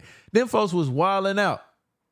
I've been upset about, you know, a few said card games that I feel like I got cheated on or whatever the case may be. I didn't go and start trash. No, I can't. No, I didn't do that. I did not do that. Come on, y'all. Somebody said, did you watch his speech? It depends on which one you're speaking about. Somebody also says he knew what type of crowd that follows him. But that's like, I feel like putting everybody, I feel like with everybody, it's like a Lakers team. You're going to have some people who are diehard Lakers fans, and they're going to come chill, enjoy the game, eat some popcorn and chill. And you're going to have the Lakers fans who are going to come up there and they're going to be cussing at the refs, throwing things across the court. It's like, I know the fan base has different people. So to say that they're all the same is crazy. Just the way that anybody who probably supports Kamala, they're not all the same people. You know what I'm saying? People are different. So somebody said, let's go back to my Sonic example. If you had beef with Sonic and then talked about how Sonic cheated you and how they need to go down, that's a good point. That's a good point. But then you can get into the, like I said, the specifics of what was said, because what is, I think I learned a new term the other day. What did they say? It's like dog whistle. Are y'all trying to tell me that y'all feel like that was a dog whistle type thing? Meaning that one thing was said, but we all knew that meant something else. Like for instance, let's say you with your boys, right? And you like, y'all in a conversation, and you tell your boy, yeah, that deserves a clap. But me, you know, clap mean, you know what I'm saying? Clap don't mean. Is that what y'all saying? I'm just trying to get some clear understanding of what y'all are talking about. And shout out my moms, man. They taught me the term dog whistle the other day. I never knew that meant. I'm learning so many different words. You know what I'm saying? So many different words and terms. Y'all, for real. Is that what y'all are saying, that was what was going on? I'm just curious. You just said a thing that isn't covered. Peacefully and patriotically, I said during my speech, not later on. Peacefully and patriotically. And no. Hold on. So now on that, he said peacefully and patriotically. So are y'all trying to say that peacefully meant like, man, bring the peace, and patriotically meant like knock these folks out like you was in playing for the Patriots? Is that what y'all saying? Peacefully and patriotically is two different words. Are y'all saying that that's what he said? His peace meant a different type of peace. His patriot meant like not folks out like it's the NFL. Everybody on the other side was killed. Ashley Babbitt was shot by an out-of-control police officer that should have never, ever shot her. It's a disgrace. But we didn't do this group of people that have been treated so badly. I ask, what about all the people that are pouring into our country and killing people that she allowed to pour in? She was he's going back to remember that. He's going back to this. She was the border czar. She doesn't want to be called the border czar because she's embarrassed by the border. In fact, she said at the beginning, well, I'm surprised you're not talking about the border yet. That's because she knows what a bad job they've done. What about those people? That's the Eminem tactic, though, right? When are these? I think I seen a scene in a movie to where you go ahead and say what your weakness is. So when you bring it up, it ain't as strong. Since I know I was responsible for the border, I'm going to go on and say that right now. So when you say it, it's like, bro, I already said that. So Andreas dropped a super chat. First off, appreciate you for tuning into the live and appreciate you for dropping some love. He said, this is what Andreas said, by the way. He said, go fight for your country before we lose our country with the radical groups, AKA, some happy boys. Interesting point. I'll look into that. People from countries all over the world, not just South America. They're coming in from all over the world, David, all over the world. And crime rates are down all over the world because of it. But let me just when are those, David, when are those people going to be prosecuted? When are the people that burned down Minneapolis going to be prosecuted? Or in Seattle? They went into Seattle. They took over a big percentage of the city of Seattle. When are those people going to be prosecuted? You know the answer to that, though, Trump. You might ask. You know the answer to that. President, you were watching it unfold on television. They want to get you right now. They ain't worried about them. Toward another election. You know the energy that they got. You regret about what you did on that day?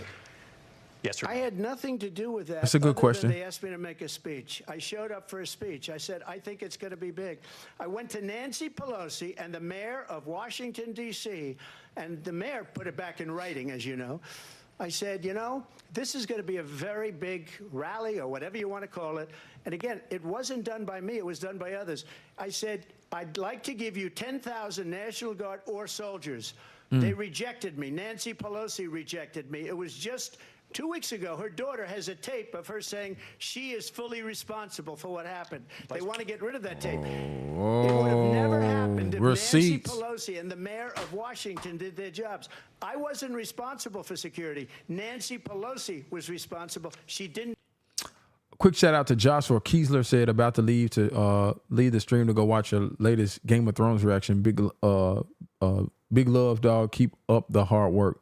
Appreciate you. Appreciate you, Joshua. For those of y'all who don't know, if you're new to the channel, man, I do a lot of different reactions on this channel. Not all of them are politics. Some, recently because of the presidential election that's coming up, I've been tapping into it a little bit more. But, we've recently started on this Game of Thrones journey for the first time. So if anybody's interested in checking that out, hey, if you're going to leave the stream, I ain't going to be mad at you for leaving it to go watch some more EDN content, man. Much love. Appreciate you.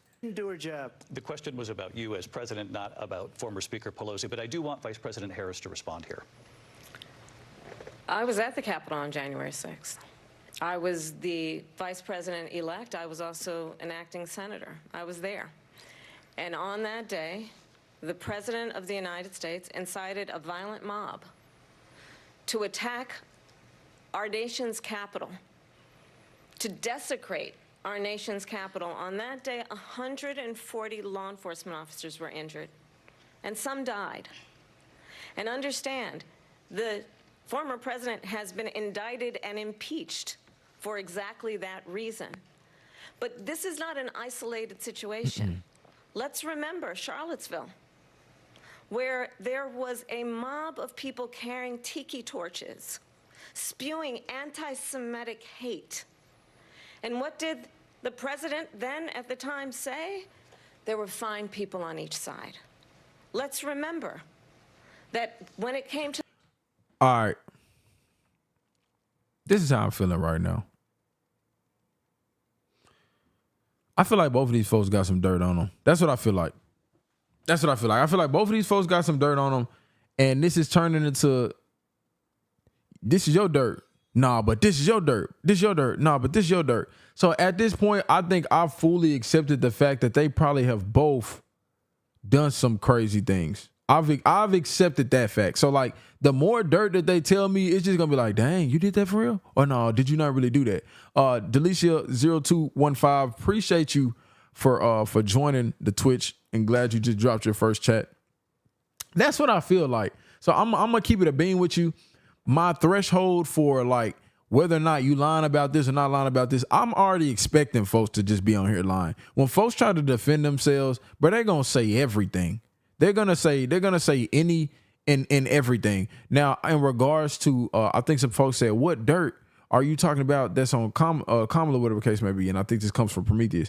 The dirt in this regards being, there was accusations made that, you know, you're letting certain folks in at the border who are doing X, Y, Z. Again, when I say dirt, I'm saying these are the accusations that these two candidates have been throwing each other's way. That is what I'm saying. I'm not saying they're things that I actually was actually at so-and-so's house when Kamala and Trump did. I didn't say all of that. I'm just saying I fully accepted the fact that it does appear that there's dirt on both sides. To the Proud Boys, a militia. The president said, the former president said, stand back and stand by. So for everyone watching who remembers what January 6th was, I say we don't have to go back. January 6th was crazy, though. Let's not go back. We're not going back. It's time to turn the page. And if that was a bridge too far for you, well, there is a place in our campaign. There she goes. She trying to connect with the people again. Trying to connect with the people again. To stand for our democracy, to stand for rule of law, and to end the chaos, and to end the approach that is about attacking the foundations of our democracy because you don't like the outcome. And be clear on that point. Donald Trump, the candidate, has said in this election there will be a bloodbath. I ain't gonna lie. So if y'all remember when I reacted to the debate with Biden and Trump, Biden slipped up and said, like, well, and some people may say it's a slip up. Some people may say it's the correct term. Biden said, President Trump, Trump. And it was like, hold on, you said his name. You said, I hear what people are trying to tell me in the chat, but you said that like, nah, he is the president. Kamala said, candidate Trump. Heck, you talking about? I ain't lost nothing yet. That seemed like the energy in which she said it. If this and the outcome of this election is not to his liking, let's turn the page on this. Let's not go back. If he said that, that's crazy. And not go backwards to the past. Let me just follow up here. It was a different term, and it was a term that related to energy because they have destroyed our energy business. That was where bloodbath was. And if you just misappropriated what he said, that's crazy too. Has been, as you would say, debunked. Laura Ingraham, Sean Hannity, Jesse, all of these people. I ain't gonna lie, they got these folks not able to say anything, or they're gonna flip it. It was perfect. It was debunked in almost every newspaper, but they still bring it up, just like they bring 2025 up. They bring all of this stuff up. If we're not calling dog whistle on this, that's crazy. That's like saying somebody say, man, I love a hot dog. And then you run the news. Did you know that Jacob Jenkins Jones loves to grill up Rottweilers? He likes them hot and warm. It's like, bruh, I said I love a hot dog. I ain't say I like to actually eat real dogs. And I'm only bringing up the dog example because that came early in the show. You know what I'm saying? I'm connecting things. If that was not true, then I ain't gonna cap. That's a low blow. But if it is true, that's crazy. The Capitol. Why are we allowing these millions of people to come through on the southern border? How come she's not doing anything? And I'll tell you what I would do, and I would be very proud to do it. I would say we would both leave this debate right now. I'd like to see her go down to Washington, D.C. during this debate because we're wasting a lot of time. This is a what-if type situation. Washington, D.C. and let her sign a bill to close up the border because they have the right to do it. They don't need bills. They have the right to do it. The President of the United States, you'll get him out of bed. You'll wake him up at 4 o'clock in the afternoon. Right. You'll say, come on down to the office. Let's sign a bill. If he signs a bill that the border is closed, all he has to do is say it to the Border Patrol, who are phenomenal. If they do that, the border is closed. Mr. Those President, people are killing many people, unlike J6. We talked immigration here tonight. I do want to focus on this next issue to both of you because it really brings us this into focus, truth in these times that we're living in. Mr. President, for 3.5 years she's not about to do that. You lost the 2020 election. You repeatedly falsely claimed that you won, many times saying you won in a landslide. In the past couple of weeks leading up to this debate, you have said, quote, you lost by a whisker, that you, quote, didn't quite make it, that you came up a little bit short. I said that? Are you now acknowledging that you lost in 2020? No, I don't acknowledge that at all. But I you said did that say that. sarcastically. Okay. You know that. It was said, oh, we lost by a whisker. Hey, bro, that's one thing about these politics, bro. Hey, you're not a comedian. You a politician. If you say anything sarcastically, bro, they know how you said it, but they still finna flip it on you. You come on, bro. You know you can't say you, man. If you don't say things exactly as they are, it's gonna be held against you. And they should have sent it back to the legislatures for approval. I got almost 75 million votes, the most votes any sitting president has ever gotten. I was told if I got 63, which was what I got in 2016, you can't be beaten. The election, people should never be thinking about an election as fraudulent. We need two things. We need walls. And we have to have it. We have to have borders, and we have to have good elections. Our elections are bad. And a lot of these illegal immigrants coming in, they're trying to get them to vote. They can't even speak English. They don't even know what country they're in practically. And these people are trying to get them to vote. And that's why they're... Let's talk about it. Let's talk about it. Let's talk about it. Do you think, theory time, I'm not saying it's true. I'm just thinking out loud. They would offer people to come in illegally as long as you know, that ballot. Got to say my name on it. Do you think they would do that? Do you think they would do that?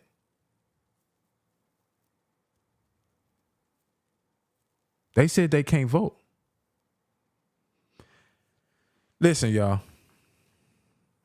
And I'm not finna go too deep down the conspiracy rabbit hole. Do you know how many times I've heard people say you can't do things that they themselves go do? You know how many things that weren't supposed to happen but still happen? That's all I'm saying. That's all. You know how many shows we watch and it's like, bruh, he's not supposed to. I'm just saying, if y'all ever been on a call with a support desk person, whatever the case may be, and you're like, hey dude, I need this fixed. Oh, sir, well, we can't do that. All right, I'm canceling my subscription. Oh, we'll see what we can do. I feel like can't, bro. It just depends on who it is and what and what's at stake. Now, I know within the rules and confines of America, you have to be registered to vote. There's a lot of other stipulate. You know, it's not just as easy peasy as the way that it's he's potentially making it sound. But that's what I was curious about. That's what I was curious about. They're allowing them to come into our country. I did watch all of these pieces of video. I didn't detect the sarcasm, lost by a whisker. We didn't quite make it. And we should just point out here as clarification, and you know this, you and your allies, 60 cases in front of many judges, many of them no Republican. Judge looked at it. And said they said no we didn't have standing. That's the other thing. They said we didn't have standing, a technicality. Can you imagine a system where a person in an election doesn't have standing? The president of the United States doesn't have standing. That's how we lost. If you look at the facts, and I'd love to have you'll do a special on it. I'll show you Georgia, and I'll show you Wisconsin, and I'll show you Pennsylvania, and I'll show you. We have so many facts and statistics, but you know what? That doesn't matter, because we have to solve the problem that we have right now. That's old news. And the problem that we have right now is we have a nation in decline, and they have put it into decline. We have a nation that is dying, David. Mr. President, thank you. Vice. A question for y'all, and this is just like a generational thing, and I'm just curious. Every time that there's a presidential debate or presidential, time for a new president candidate to be elected into office, does it always come off to you all as if like, if said person doesn't win, it's gonna be the end of the world, or is it more so just these recent, elections with Trump and other people, and other presidential debates? And maybe I was just honestly too young at that time to know or feel it. In other presidential debates, I don't know if I necessarily thought, well, if this person loses, it might actually be the end of the world. But again, I'm I'm humble enough to admit that I was just too young. Ain't no way that I would know. Is it just this era that they try to make it or even market it that way? I'm curious. Y'all let me know. President Harris, you heard the president there tonight. He said he didn't say. Has anybody, were y'all around when George Washington was going for president? How was that like? What you know? That was won by President Biden and yourself. But I do want to ask you about something that's come up in the last couple of days. This was a post from President Trump about this upcoming election just weeks away. He said, when I win, those people who cheated, and then he lists donors, voters, election officials, he says will be prosecuted to the fullest extent of the law, which will include long-term prison sentences. One of your campaign's top lawyers responded saying, we won't let Donald Trump intimidate us. We won't let him suppress the vote. Is that what you believe he's trying to do here? Donald Trump was fired by 81 million people. So let's be clear about that. And clearly he is having a very difficult time processing that. I ain't gonna lie to what she said. That was kind of crazy. To have a president of the United States who attempts, as he did in the past, to upend the will. I ain't gonna lie, she did kind of use. I ain't gonna lie, she kind of flipped. You know, he likes talking about firing people. That was kind of a little strategic way she just did that. I can't cap. I peep what you just did. I peep what you just did on that. I peep what you just did. I see what you just did. I'm gonna listen though. And I'm gonna tell you that I have traveled the world as Vice President of the United States. And world leaders are laughing at Donald Trump. I have talked with military leaders, some of whom worked. If you ask Trump, they're laughing with him. And also, if you ask Trump, they're not talking to y'all. With you. And they say you're a disgrace. And when you then talk in this way in a presidential debate and deny what over and over again are court cases you have lost because you did, in fact, lose that election, it leads one to believe that perhaps we do not have in the candidate to my right the temperament or the ability to not be confused about fact. That's deeply troubling, and the American people deserve better. I'll give you 1 minute to respond, Mr. President. Let me just say about world leaders. Viktor Orban, one of the most respected men, they call him a strong man. He's a tough person, smart. Prime Minister of Hungary. They said, why is the whole world blowing up? 3 years ago, it wasn't. Why is it blowing up? He said, Prime Minister of Hungary, because I'm starving right now. As president. They were afraid of him. China was afraid, and I don't like to use the word afraid, but I'm just quoting him. China was afraid of him. North Korea was afraid of him. Look at what's going on with North Korea, by the way. He said Russia was afraid of him. I ended the Nord Stream 2 pipeline, and Biden put it back on day one, but he ended the XL pipeline. Y'all educate me a little bit in the chat on that. And if somebody says, brother, if you don't just Google it, hey, educate me on the chat with that pipeline stuff you're talking about. I'm gonna take a glance and see what he's talking about. The XL pipeline in our country, he ended that, but he let the Russians build a pipeline going all over Europe and heading into Germany, the biggest pipeline in the world. Look, he's talking about like literal pipes, right? Because you know sometimes they get terms that mean other terms. It's 2024, y'all. I gotta ask. You know, pipes could mean shoot a doggone scooter or a boat or something. Right? I don't know. Viktor Orban said it. He said the most respected, most feared person is Donald Trump. We had no problems when Trump was president, but when this weak, pathetic man that you saw at a debate just a few months ago, that if he weren't in that debate, he'd be running instead of her. She got no votes. He got 14 million votes. What you did, you talk about a threat to democracy. He got 14 million votes, and they threw him out of office. And you know what? I'll give you a little secret. He hates her. He can't stand her. Snap. But he got 14 million votes. They threw him out. She got 0 votes. And when she... Hey, I would talk about this, though, because, again, I don't claim to know everything about this process. If y'all do throw the candidate that did win all the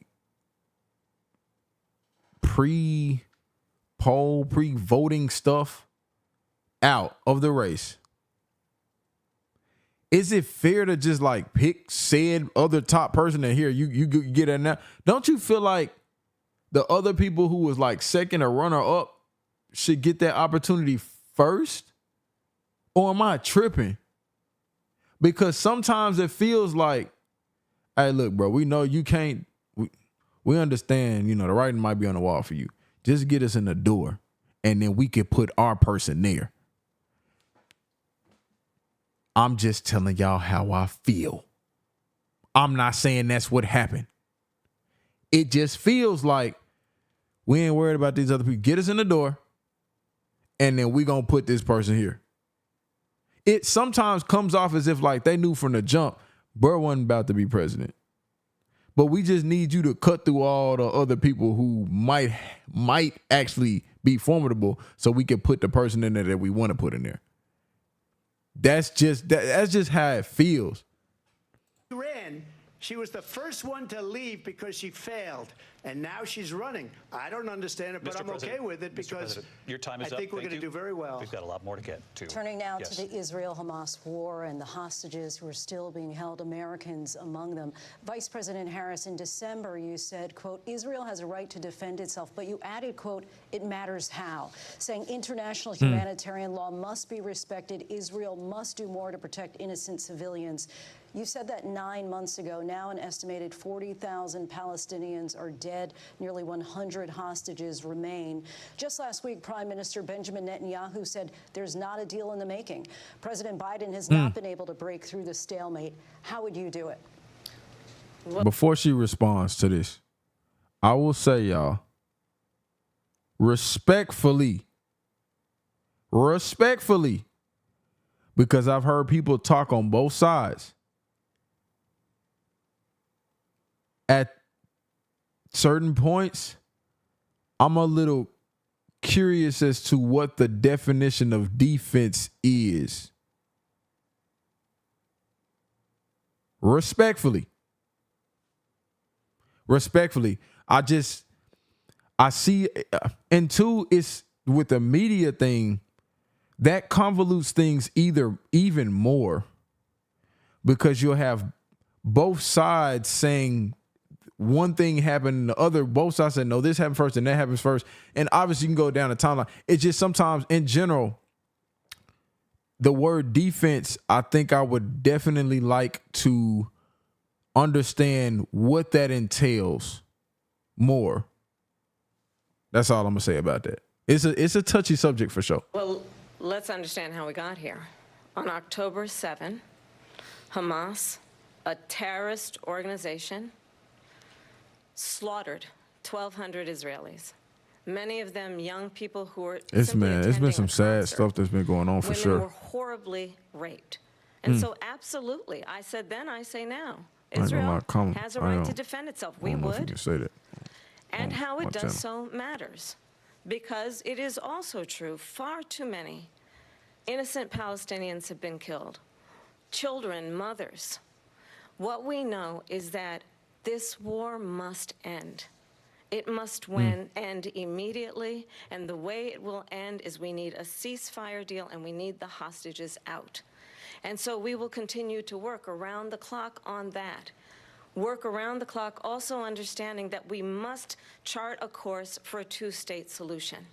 And in that solution, there must be security for the Israeli people and Israel, and in equal measure for the Palestinians. But the one thing I will assure you always, I will always give Israel the ability to defend itself, in particular as it relates to Iran and any threat that Iran and its proxies pose to Israel. But we must have a two-state solution where we can rebuild Gaza, where the Palestinians have security, self-determination, and the dignity they so rightly deserve. President. Okay. Before Trump goes into this, I'm not gonna lie, because of y'all let me know actually.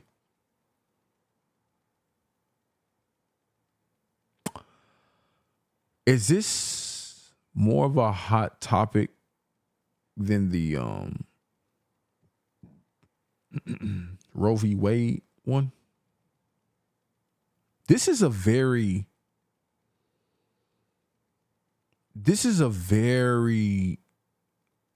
tough topic. And respectfully, I know a lot of people would definitely love to hear opinions on one side or the other, whatever the case may be. On this particular issue, I'm going to just keep it a bean with y'all. I got to do more research. I got to do more research. I'm gonna just keep it a bean with you. It's been so much stuff. Like, if I'm honest with you, I can't even log on to my IG or sometimes even on YouTube and not see ads, like those sad ads too, about stuff on both sides. So a part of it is like, you see something, it's like, dang, they did that. But then in your mind, but it's like, but is that true though? Or is that like is that, you know what I'm saying? And then it's like, you see something, I was just like, dang, they did that. So respectfully, all I'm going to say to y'all on this is, I'm going to hear this stuff out, but I got to do more research in depth to know for sure, you know what I'm saying, how I particularly feel about this situation. In general, outside of those particular things, I do oftentimes have thoughts that are like, why does it seem like the U.S., and I know there's certain political and UN and stuff like that, people that you partner with and ally with, sometimes it seems like, why are you messing with that stuff over there? Because you already know how it is. If one of your acquaintances gets into a fight with somebody that you have no beef with, and you pull up and roll up your sleeves to said person, you're an enemy too.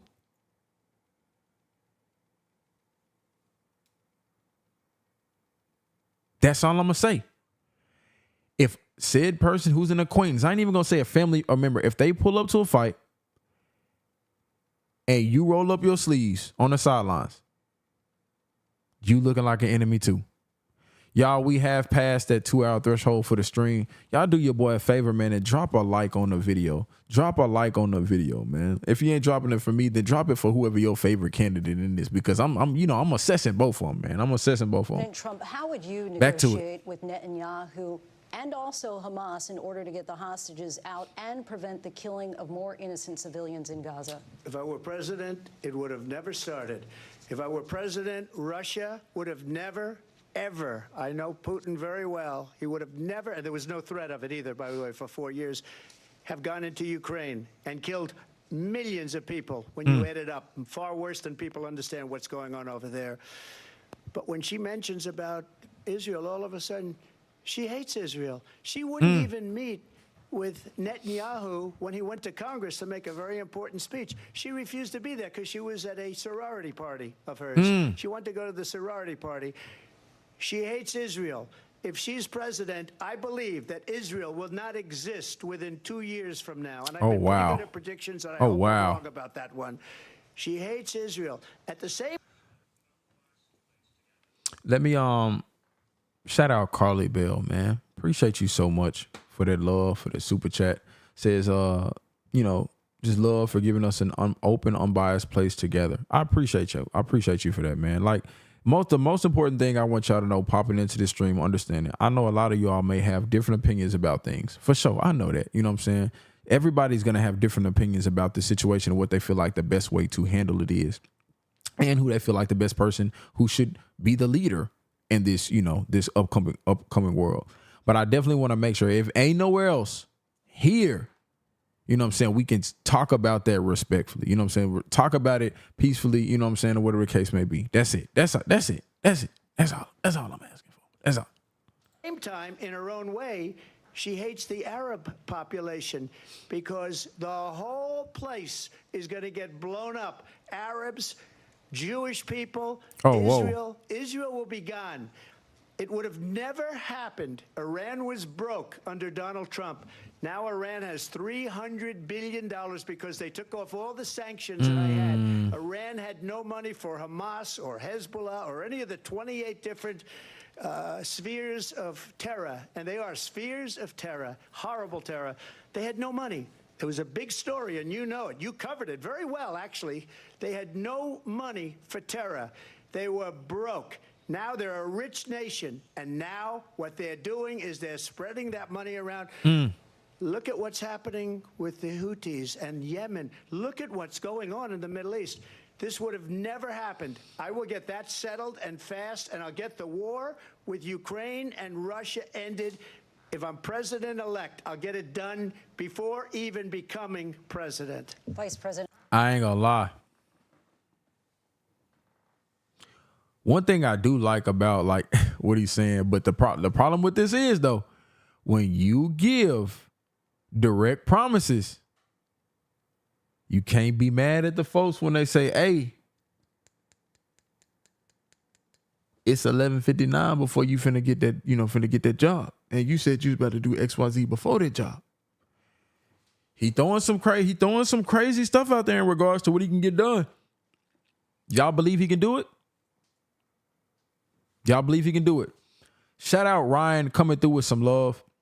Says, like most debates, if either candidate doesn't have a meltdown like Biden, it won't move the needle at all. Neither candidate was off-brand, and this will be forgotten by Friday.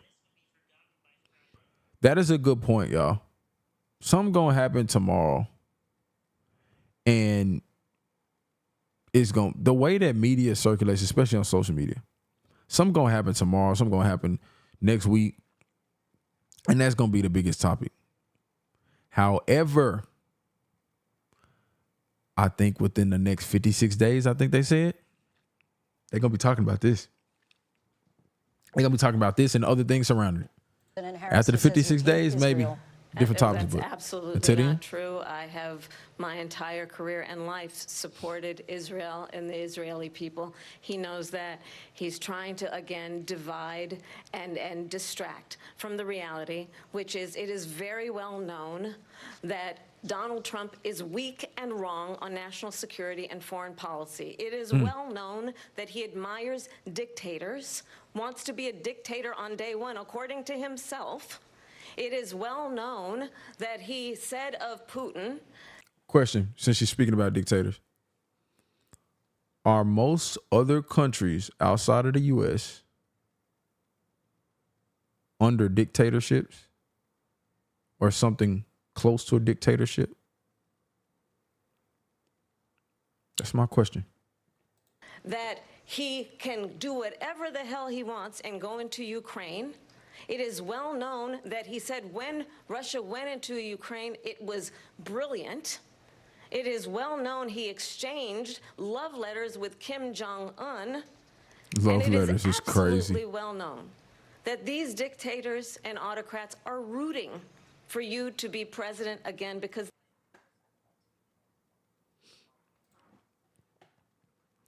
One second, y'all. 1 second. 1 second, my lovely people.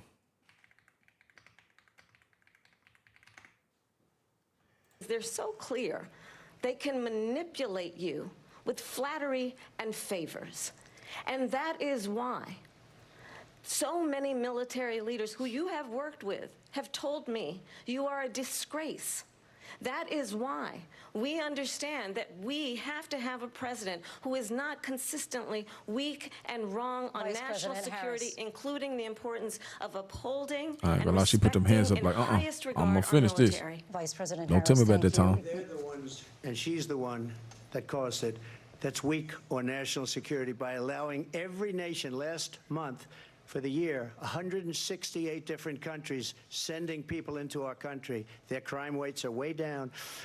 Putin endorsed her last week, said, I hope she wins. And I think he meant it, because what he's gotten away with is absolutely incredible. It wouldn't have happened with me.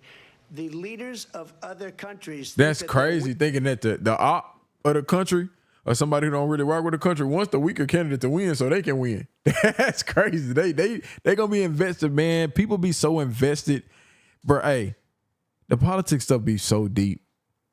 Understanding that your enemy wants a candidate that'll be less opposition for them to win and that they may do things to persuade that or encourage that. That's just a crazy thought. Regardless of if that's even true or not. It's just a crazy thought. Weak and incompetent, and they are. They're grossly incompetent. And I just ask one question. Why does Biden go in and kill the Keystone Pipeline and approve the single biggest deal that Russia's ever made, Nord Stream 2, the biggest pipeline anywhere in the world going to Germany and all over Europe? because they're weak and they're ineffective. And Biden, by the way, President gets paid Trump, a lot of money. Thank you. We have a lot of issues to get to. We'll be right back with much more of this historic ABC News presidential debate from the National Constitution Center right here in Philadelphia. Back in a moment. All right, y'all. That seems like an intermission point for these two candidates.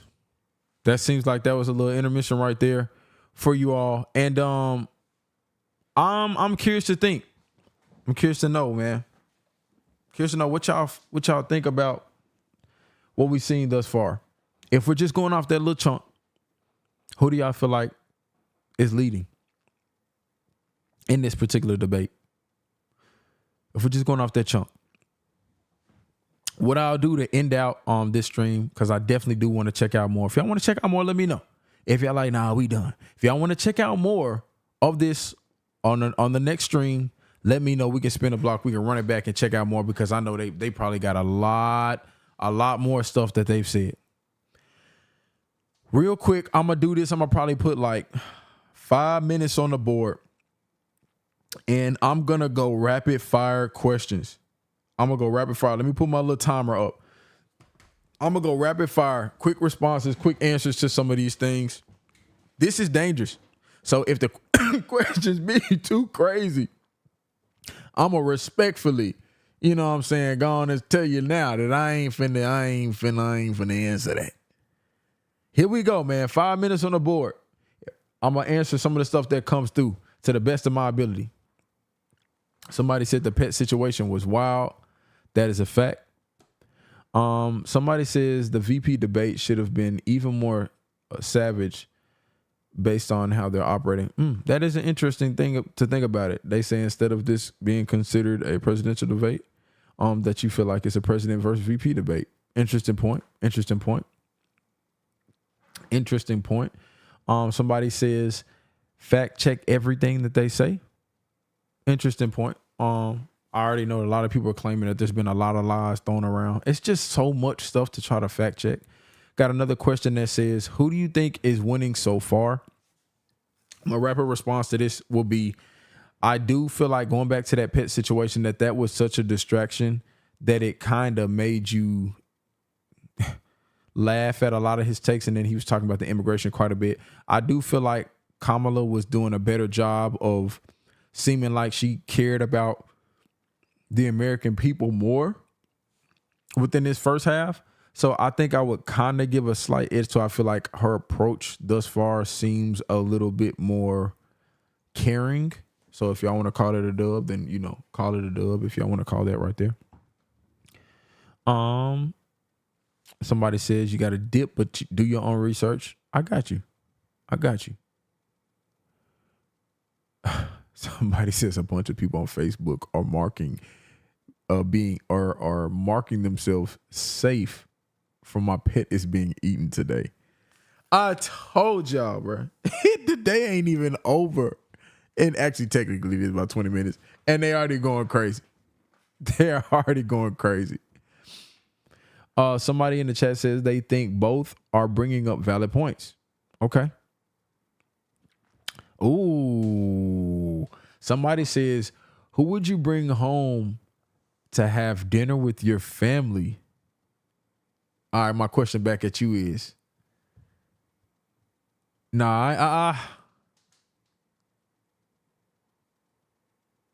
ooh, that's a crazy one. I'm gonna say, hey, hold on. This is dinner with the family, so I don't want y'all to be like, oh, that's who we vote for then. I'm gonna say Trump just because some of the stuff he say it's gonna be crazy. If we saying dinner with the family, let me go Trump. That's just dinner with the family though, y'all. Don't say nothing else. And then now they going with the joke saying he's going to eat me. All right, that's wild. That's wild. But I have reasons to want to have Kamala for dinner too, because I haven't really seen a lot of her in what she thinks or feels as far as this presidential interview stuff has been. So that's one reason I would say Kamala, because, you know, I would like to see their side. Somebody asked, do you feel like this will make more people sign up to vote? Yeah, I do think it will. Do you hold Trump to the same standard of telling the truth as Harris? Yes, I do. I do. Both of them. You know, cap is cap. That's why I said earlier in this stream, if you hear somebody capping and you address it live, I'm not mad at you. Yeah, I do. Both sides. Somebody says, did you hear her break down the history of racism? It is possible. We talked about so much stuff in this first part of this debate that I don't know if that's a portion that I hadn't got to yet, but that's a good question. Will you read the fact check report tomorrow? Who is the fact check report by? Is there going to be one provided by both sides? My question. Do you think the moderator should live fact check or let the candidates lie and have the viewers fact check on their own? That's a good question. I'm fine with live fact checking. Like, respectful though. Oh yeah, you guys coming. I feel like it should be respectful.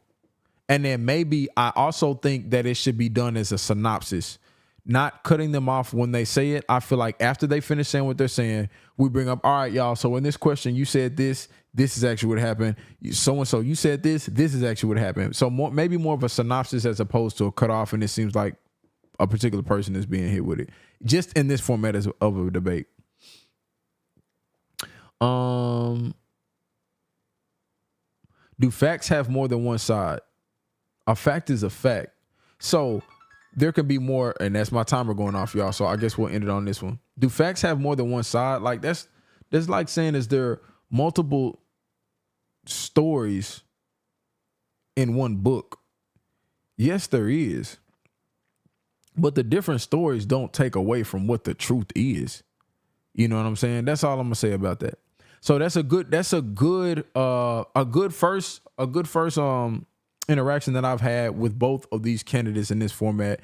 I will say this: he is definitely not debating against Biden. I maybe the reason we have not seen Kamala is because she was in that lab getting ready for this. Maybe that's what it was. Because I don't think, you know what I'm saying, it's going to be one of them things to where it's just easy. I think more so, like a lot of you are picking out, it's going to be one of those things to where it's like, who's telling the most lies or who's not telling the most truths. It's an interesting, but that's how I've always felt about this, especially after getting into an adult. It's always that feeling of having to vote for one of the lesser evils. We've talked about that on previous streams, y'all. Love y'all. Appreciate y'all. Thank y'all so much for tuning in. Shout out my mods, man. I know y'all had some hard work to do today for this particular video and this particular topic. And if y'all are new here, do your boy a favor, consider subscribing, consider checking out some other stuff that we got on the channel. You know what I'm saying? If you want to hear some more political type things, we're going to dibble and dabble in some of that sometimes. But if you want to have a good time, check out some movies, some shows, Harry Potter, Game of Thrones, all of that other stuff, all of the classics. At one point in time, you never know, man. We probably are going to have watched every single thing on this planet, except for the stuff that we have no business watching. And, sometimes they try to blur those lines. It's your boy Addison. Love y'all. Y'all get y'all some rest, and I'm going to catch y'all on the next video. I'm out.